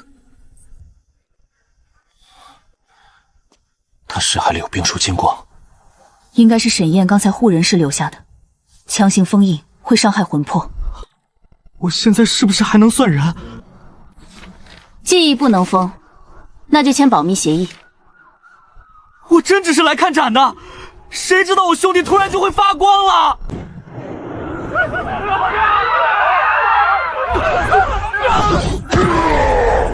我以前只知道他读书厉害，没想到他是真的读懂了。神宫四鸦留下的资料呢？都在这里。残卷来源、展览计划、联系人，还有他让我看过的几份东瀛玄门社资料。他不是随便投放残卷，每一次都在测试华夏典籍的不同根脉。人呢？神宫四鸦已经消失，展馆周围所有监控最后10秒都被黑雾覆盖。他身上有遮蔽天机的残液，暂时算不到。继续追，他已经知道沈燕在场，不能让他靠近旧城区。沈燕，清北古典文学博士，旧城区图书馆管理员。一个图书管理员却能镇住兵书残卷，这个人是华夏文脉所在，是华夏文明传承的关键。要断华夏文明，就必须先杀了此人。沈燕，你就没有什么要跟兄弟解释的吗？解释什么？解释你为什么能发光，为什么会幽妖魔，为什么我看个展还要签82页保密协议？你运气不好。这是解释吗？今晚看到的一切，不能告诉任何人。我懂，说出去要坐牢是吧？比坐牢严重。我闭嘴。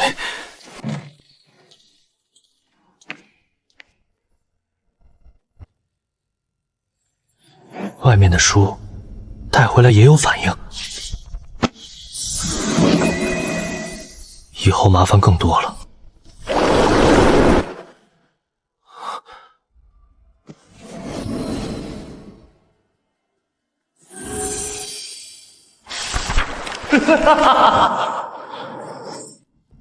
李白，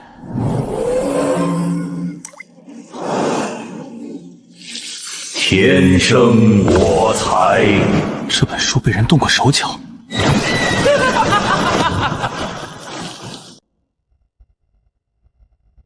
千年藏风诗会海外回流，李白残诗首次公开，今夜全网直播。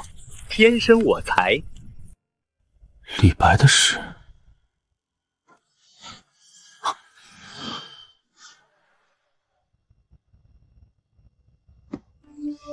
天才真的有用吗？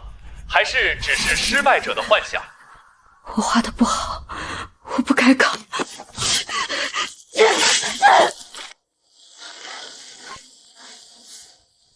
所谓有才，不过是自我感动。我不配。天生我材，如果无人用你呢？该你了。我不练了。你练了半年啊！不伤人，也不控制身体，他们都很清醒，但目标行为全部是放弃。究竟是什么魔影响了他们？去查诗会主办方，今晚之前必须找到残叶来源。沈燕，你看这个，这不是李白的意思，又出事了。我就知道，我以后真不能刷短视频了。李白华夏诗仙，豪情千年，那就看看少了后半句，还能不能撑起人心。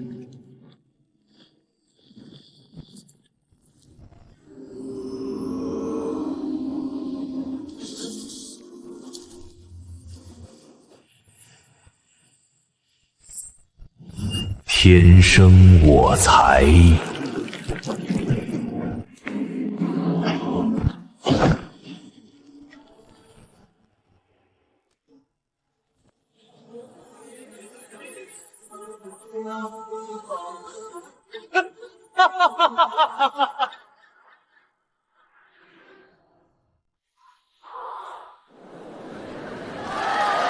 今晚我们不讲天才神话，不讲虚假的豪情。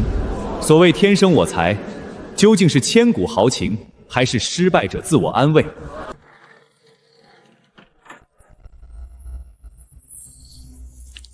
残页画面已经接入直播。接下来，请大家见证这页海外回流李白残诗。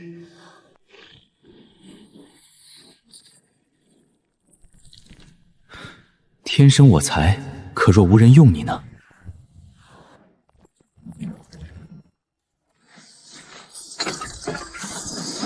才可生，用何在？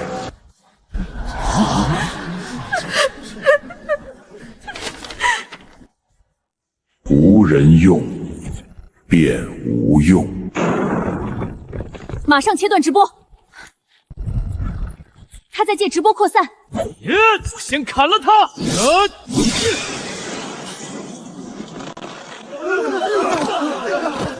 停手！他把自己的邪气和人的志气连在一起了。那怎么打？先护人，不能强攻。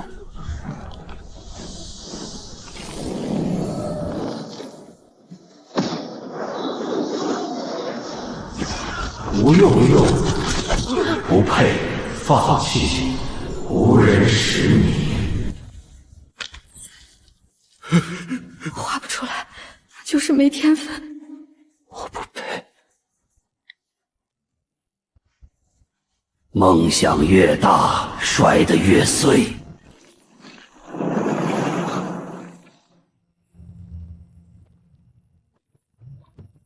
兄台，可会吟否？李太白，既使我名，便上传。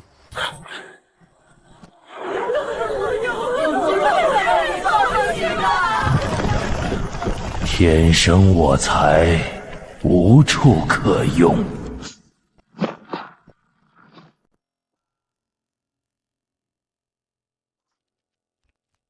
兄台，既上了船，便莫只看水，看山。这是我走过的山河，也是诗里留下的山河。不能砍，不能打，那就只能看着他害人。先切断直播源，再把残尸斩跪隔离。他借残尸和直播扩散，不能让影响继续外流。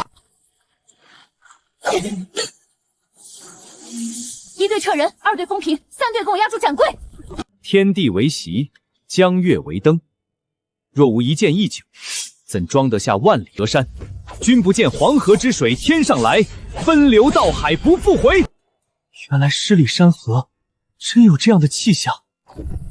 直播无法切断，他不是单点扩散，每个看过残尸的人都在帮他传。才华若无人看见，便是笑话。天生我材必有用。这是1000年之后，你的诗还在。哈哈哈哈哈！好一个1000年之后！我本以为诗入长风，不想1000年文气尽散神州。师兄，后人既还送我诗，可人还敢抬头看天？他不让我们碰残页，有效，但只能压住一部分。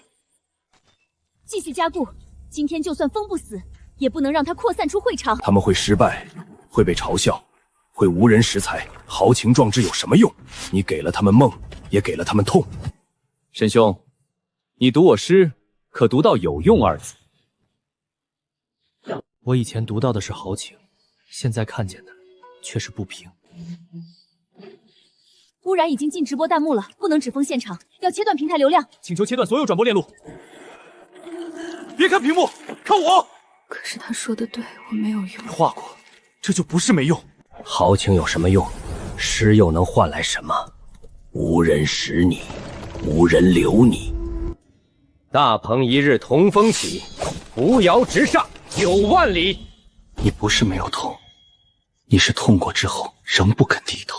碎了，都碎了。碎了还能拼，先出去。不配拿。配不配？出去再说。现在跟我走。你自己的东西，别让妖魔替你扔。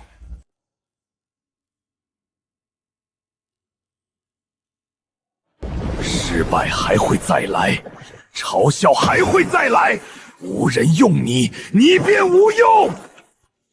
我明白了，说来听听。天生我材必有用，不是说人生一定顺，也不是说才华一定立刻被看见。是人在无人用我时，仍不能自弃；在无人识我时，仍不能自荐；在一时落魄时，仍不能先把自己判成废物。好，沈兄，懂我半分了。有才无用，有梦无用，豪情无用。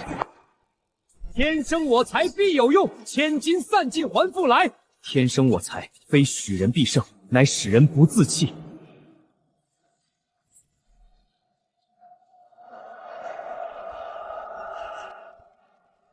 污染减弱了，不许回来！切备用电源，所有屏幕断电。不是普通电源，它已经附在文字传播上了。那就砸屏！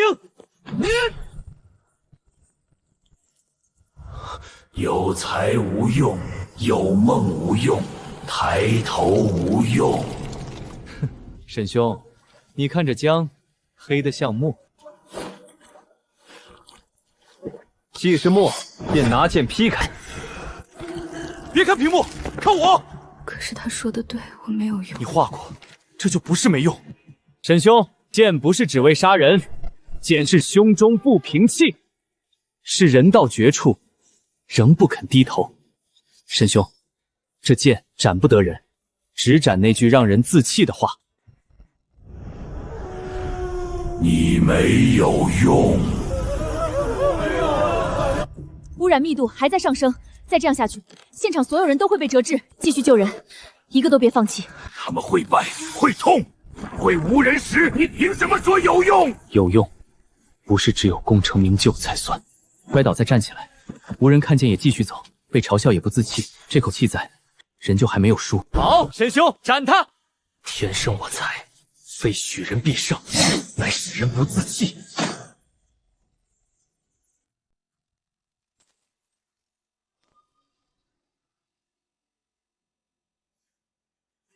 我还能画，我还可以再来。不该回来，那3个字不该回来。有梦便有痛，有才便有苦，何必抬头？痛不是你折断人的理由，苦也不是人自弃的理由。人生天地间，岂能只低头看你？自当察宇宙之大，觉盈虚之无穷，逍遥天地任我行。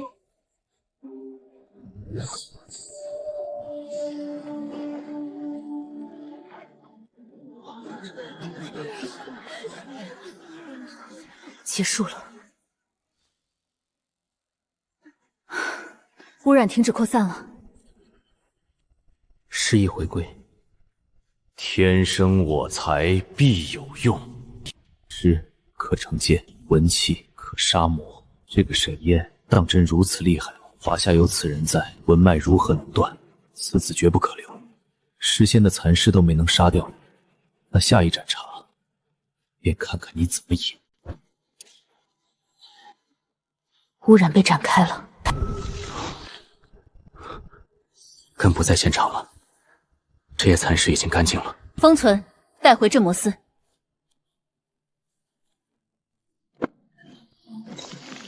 这次不是我们解决的，但至少我们把人保住了。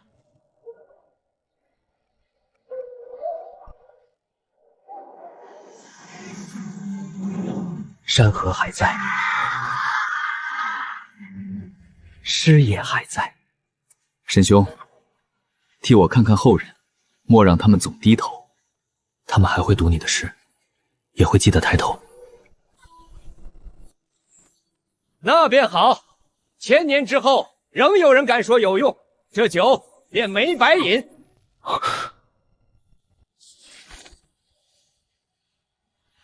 青莲一剑，照见1000年文气。李白，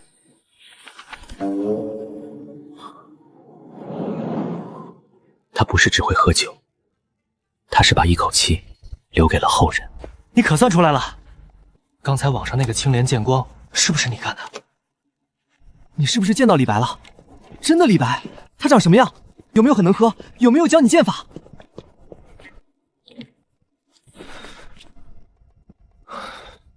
你问题太多了。废话，我朋友疑似和李白一起砍妖怪，我能不问吗？他很豪爽，也很孤独。真见到了？我这保密协议签得真不错。这次没死人，但差一点，很多人会亲手毁掉自己。失忆化剑和以前都大不相同。应该还是沈燕帮了我们，神宫世压恐怕也知道了，我们必须尽快将他找出来，防止他对沈燕下手。诗会主办方背后有一层空壳公司，再往下查，线索断了，继续查，他不会停。你怎么又在这儿？等你下班。我下班跟你有什么关系？你现在出门风险太高，作为签过保密协议的人，我有义务监督你。我去旧书街取一本修不好的线装书。旧书街听起来就像出事地点。你现在看什么都像出事地点。这不是被你连累的吗？沈博士，你这书修好了，纸太脆，翻的时候轻点儿。修得不错。这本没问题吧？什么问题？他最近精神不太好。谁精神不好？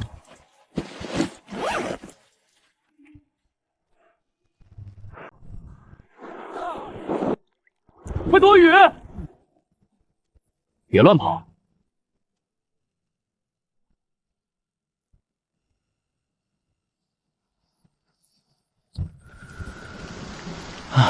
还好有家茶馆。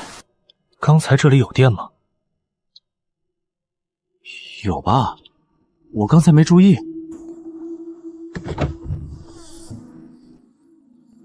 这地方怎么这么安静？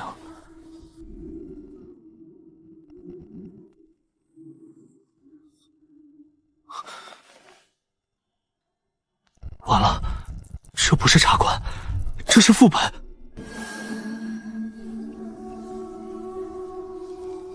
沈先生，请坐。他认识你，看来不是偶遇。外面雨大，二位何不先饮一杯茶？茶未入口，人已经凉了一半。沈先生很会看茶。不是我会看，是你这茶太不像茶。哥，他们像被格式化了。华夏有茶，东瀛有道，茶之精神忠诚于东瀛。这话谁教你的？茶在华夏过于市井，柴米油盐迎来送往太杂。茶若想至清，便该断情绝欲，远离人间。沈燕，我手自己动了，别喝。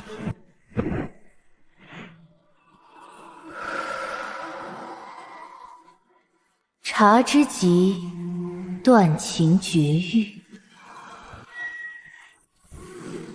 周阳，我不怕了。茶可清心，亦可绝情。茶清，请沈先生入茶。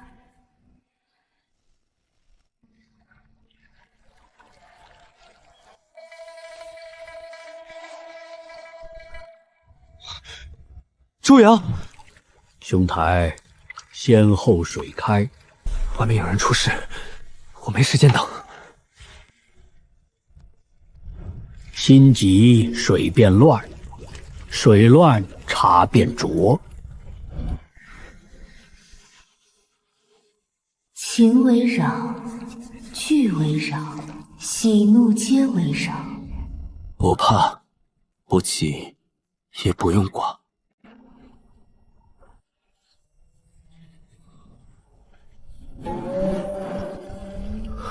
你到底要我看什么？看水。茶从山中来，先有水，再有火，再有人。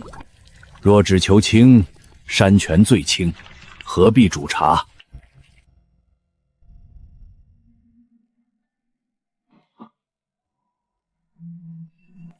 他在看茶，那便让他看见更清的茶。茶之极，清寂无情，情会乱心，热会灼茶。人间越远，茶越纯。茶可清心，不可冷心。心有悲喜，何来清？悲喜在，人才在。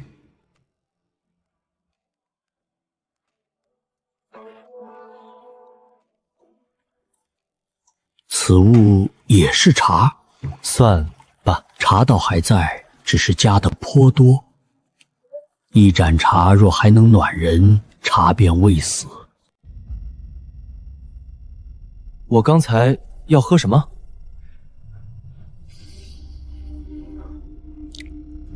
不该有热。茶不是把人情洗掉，不是做到高处，让自己什么都不在乎。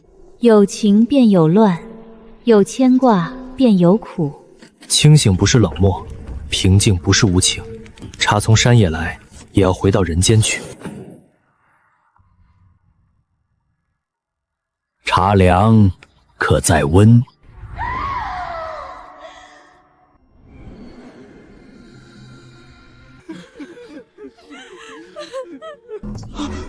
我刚差点喝了什么东西？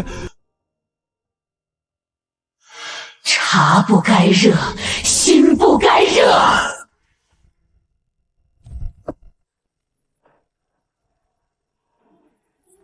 茶局未散，沈先生走不了。你们到底想干什么？啊！门呢？我们怎么出去？沈烨，这茶馆连门都没了，这算消防不合格吧？门不是没了，是被他藏起来了。茶席既开，客人未尽茶意，自然不能离席。热会散，情会乱，清寂之茶不该有人间温度。沈博士就是往那边走的，他朋友也跟着。没有静电画面，人就没了。这里有残液空间反应，不是普通结界。封锁旧书街，找入口。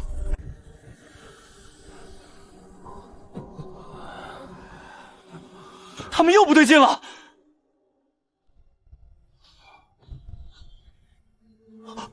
沈先生能温一盏茶，能温满室茶吗？你学了茶，却不知道茶是给人喝的。茶若只为人情，便永远登不上道。离了人，你的道只剩空壳。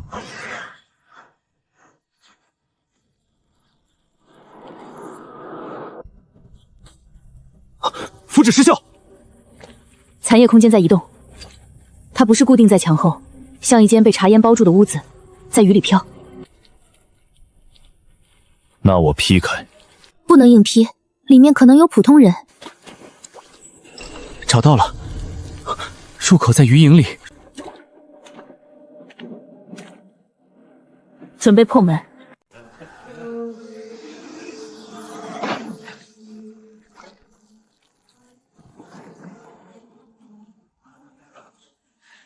神宫先生，就是他，那个被通缉的东瀛人。沈先生，我们终于能安静说几句话了。你不敢真身来。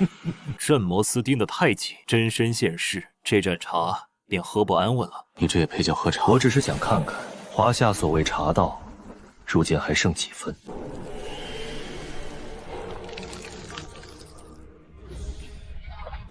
你看，华夏有茶，东瀛有道，散入市井的东西，如何称得上精神？茶道贵在清寂，华夏茶俗不过柴米油盐迎来送往。柴米油盐才是人间。陆羽写茶，不是把茶供上神坛，是把茶从山野写入万家。学茶无错，发展无错，但学了之后反过来断源，这叫偷。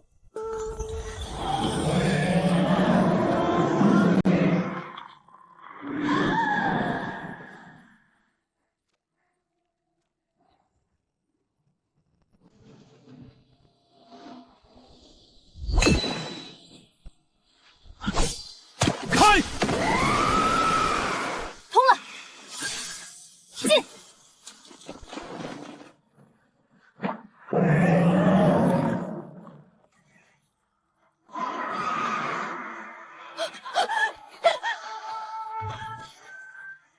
别动！你们终于来了，我以后真的只喝白开水了。神功是鸭。沈先生，你不只会镇魔，你还会把书读回人间。你是当今华夏真正的读书人。藏头露尾的家伙，不配和我谈读书。下次换真身来。会有机会。下一卷没有作者。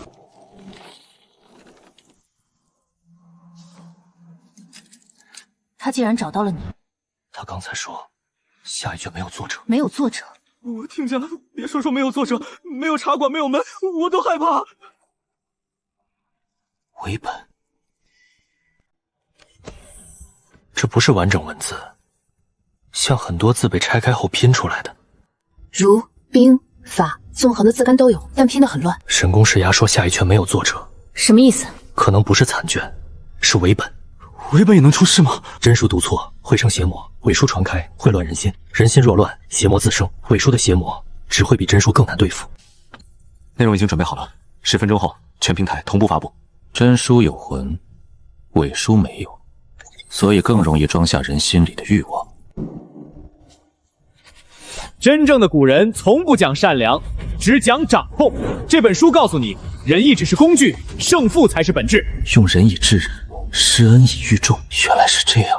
这个我帮你改了下，你看看。受人之恩，必图其用。你帮我，是想让我欠你人情吧？别装了啊！管理不是感情，管理是制衡。同事不是朋友，下属不是伙伴，都是棋子。上者育人，下者信人。又是书魔，不是实体书，是电子版，传播速度很快。没有书根，到处都是。联系沈燕，这次可能不是普通书写。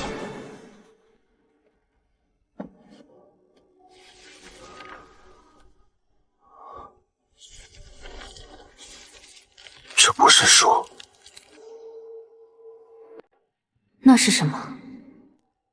拼诗。他把不同典籍拆开，拿走前后文，只留下最能勾人欲望的部分。没有作者，没有本意，没有一颗完整的心。群书砚塔。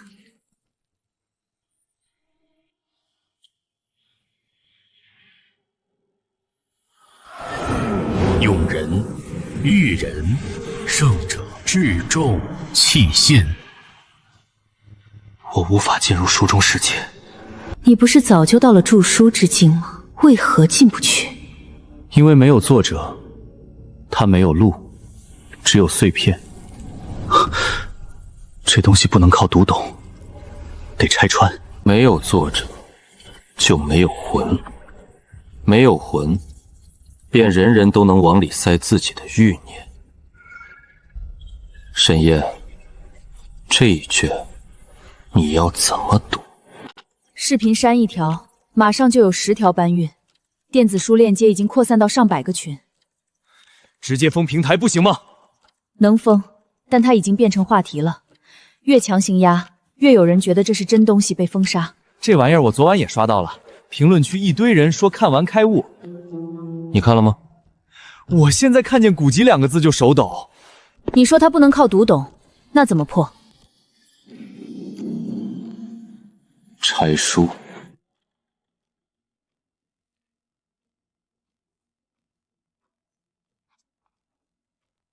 如果只发澄清文章，传播速度太慢，要不直播？他怎么火的，我们就怎么拆。短视频、直播、切片，直接当场打脸。可以，但沈燕不能露脸。神宫四压已经知道她的公开身份，再露脸会更危险。黑屏、变声、只讲书。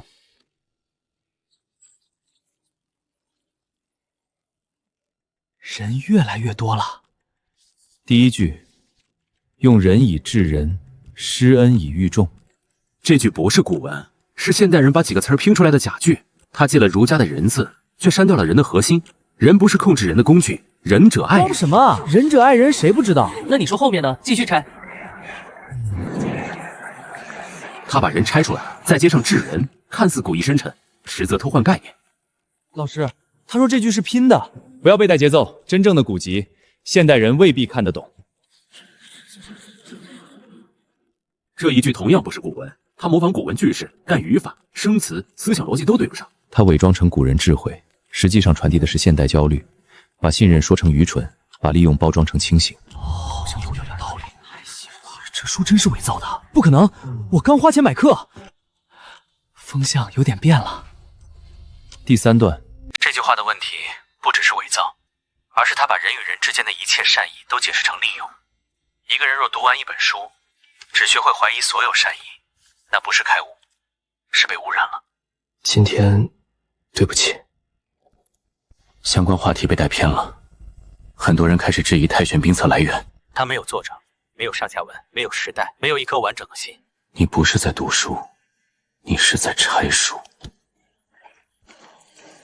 官方走狗，古籍被封杀了，不敢露脸就是心虚，大家去备份原书。越拆越说明是真的。水军来了，正在限流异常账，但他们数量太多。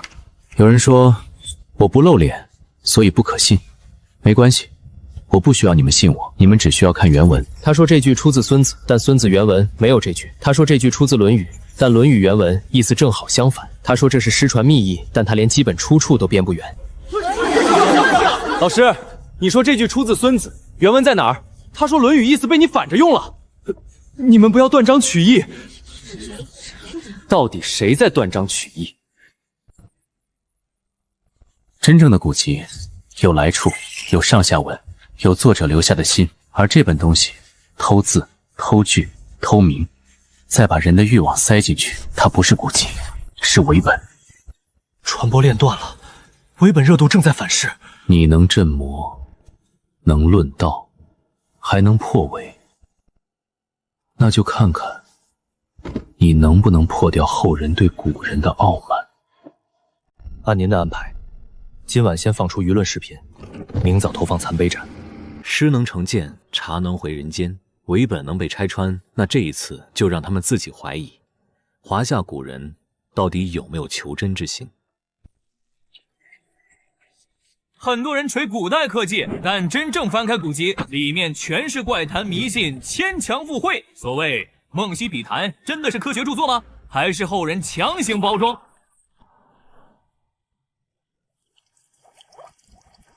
水怎么飞起来了？请向左转，请向右转，请掉头。这导航疯了吧？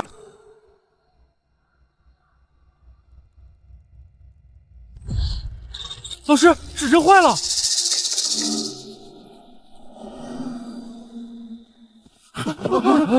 都离桌子远点。这次是空间妖魔，不像空间异常只是表象，所有异常都和观测、方向、影长、磁针有关。他在扰乱人的判断，让水不按水流，影不按光走，真不知南北。先封锁异常点，学校、路口、展馆全部派人，别让普通人靠近。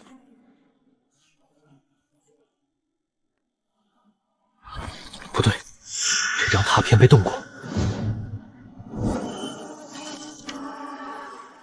观测乱了。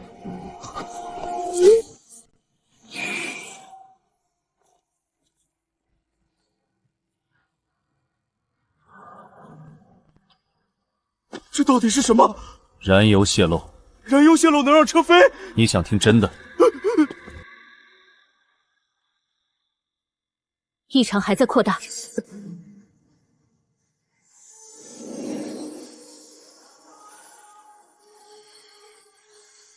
今日影长，较昨日短3分。沈括，兄台也姓沈，既同姓，不妨帮我量一量影长。你不问我从哪儿来？先量错了，问了也无用。这份专注，不愧是沈括。指南，兄台认得？1000年之后，人人都靠这个辨方向。人人？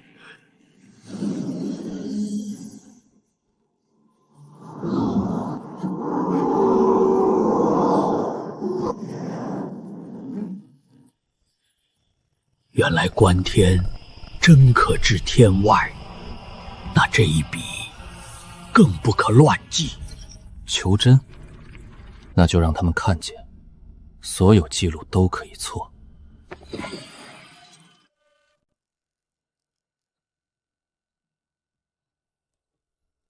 2尺7寸，再量一次。刚才不是量过了吗？只量一次，怎知不是眼误？你一直这样记？不记便只是看见，记下才可比较。这些都是你自己测的？有我所测，也有前人所记。前人可敬，但前人也会错。敬前人不是照抄前人，是接着看，接着量，接着问。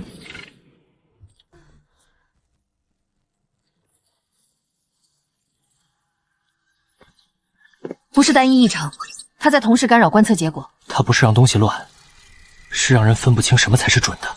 老师，影子为什么不跟着桌子？别看！封锁不够，先把实验楼清空。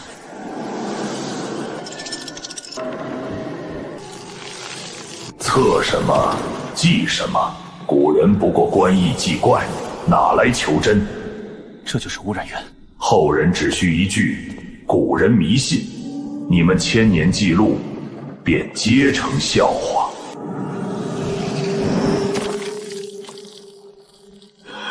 记录不可乱。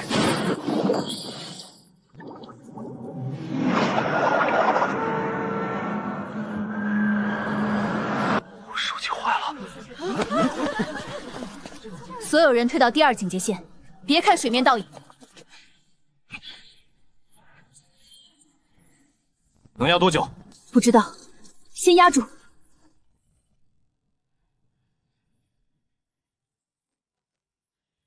后人已至天外，也仍要量。兄台，他们可还会错？会，那便还要再量。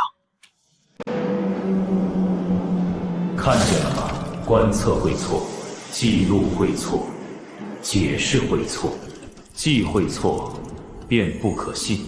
会错，所以才要求证；会偏，所以才要校准；会疑，所以才要记录。古人观天，不是因为自以为全知，正因为不知，才抬头。邪，古人只会记怪，何来求真？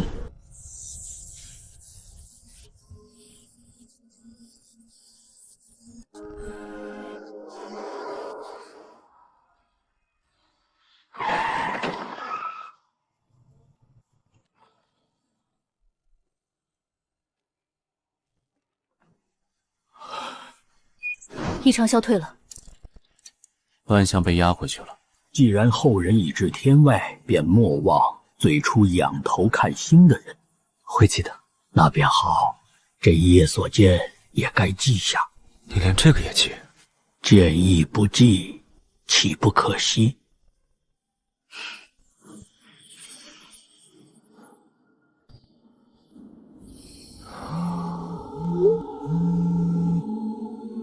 不是影，是看清了。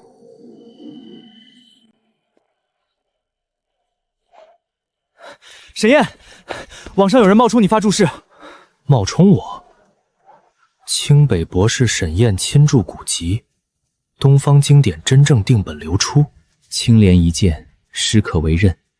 茶之清，在于绝人情。格物求真，先悔就说。读书者当夺其意。沈燕是谁？好像很厉害。清北博士亲著，含金量很高。东方经典确实需要重新整理。东瀛那边保存古籍更多。不是单纯冒充，那是什么？有人拿我的名字给他们的解释背书。大家不要狭隘，文明不是谁先写下第一笔，谁就永远拥有解释权。华夏是源头，这点没人否认。但古籍散佚，版本混乱，注释断层，真正能让它成为世界经典的是整理、定本、翻译和传播。连沈燕这样的清北博士都承认古籍需要重新解释，这说明什么？说明东方经典必须进入新的定本体系。拆我的字，改我的意，再用我的名字传出去。沈先生，您能读懂书，我能让世界读见您。今晚旧南城第3印刷厂。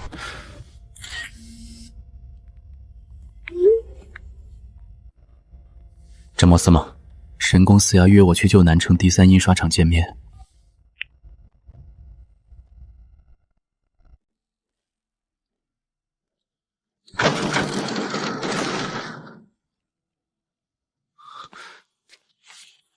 我没订过这种稿，现在没有，以后可以有。你要的不是书魔乱世，你要的是定本权，还有解释权、传播权，以及未来的传承权。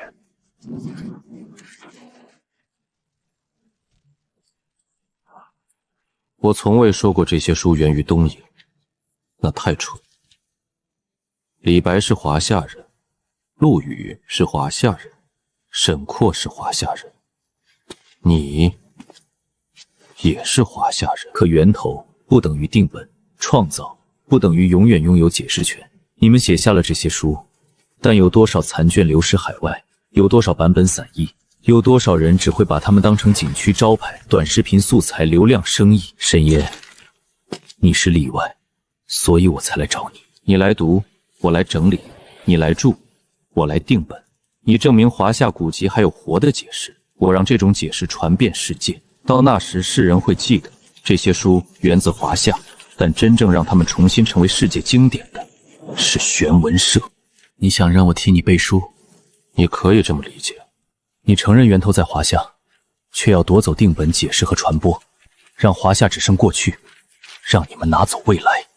这不是传承，这是篡位。只要印的足够多，传的足够远，进入教材，进入数据库，进入世界图书馆，新的标准就会取代旧的源流。文明到最后，靠的不是谁先写下第一笔，而是谁能让后来的人相信。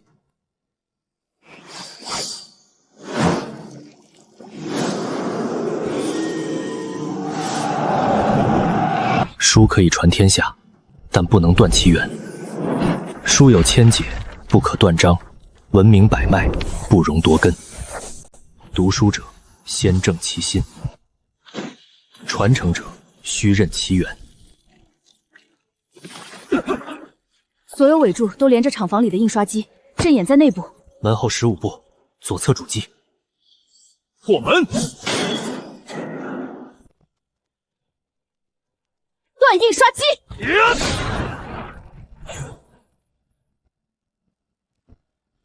神功施压，你走不了。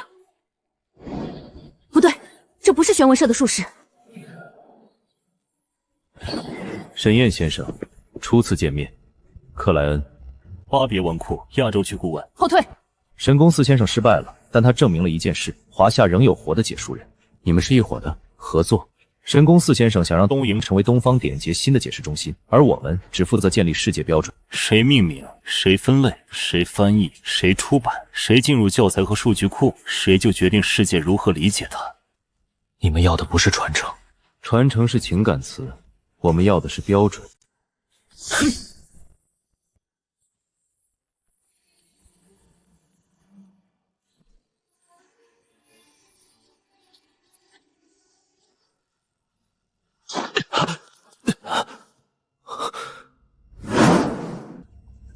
不是书魔作祟，是文献封存术。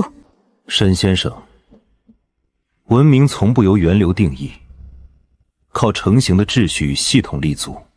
将我华夏文明锁进玻璃展柜，强行标注新编号，这便是你口中的系统。至少，我们能妥善留存，做成任人观赏的标本。标本，亦是另一种形式的永生。奠基不是尸骸，文明更不是陈列的展品。陆队长，你们专精镇服书魔，我们专职收纳古籍文献。沈先生，巴别文库恭候你择日正式赴约。我绝不会登门。你会来的。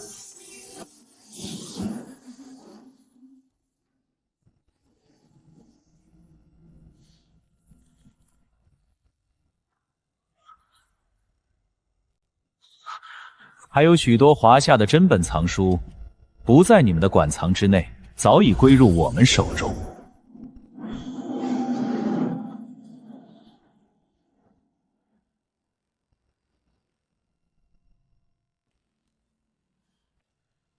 巴别文库，方才展柜里你看到了什么？手藏。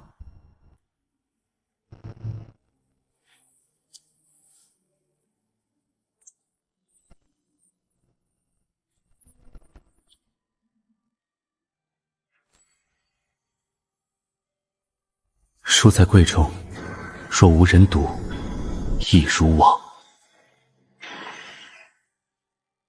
那些流逝在外的华夏孤本藏册，不能就此放任漂泊。身为华夏后人，我们理应竭尽全力，逐一寻回华夏文脉，永世薪火不绝。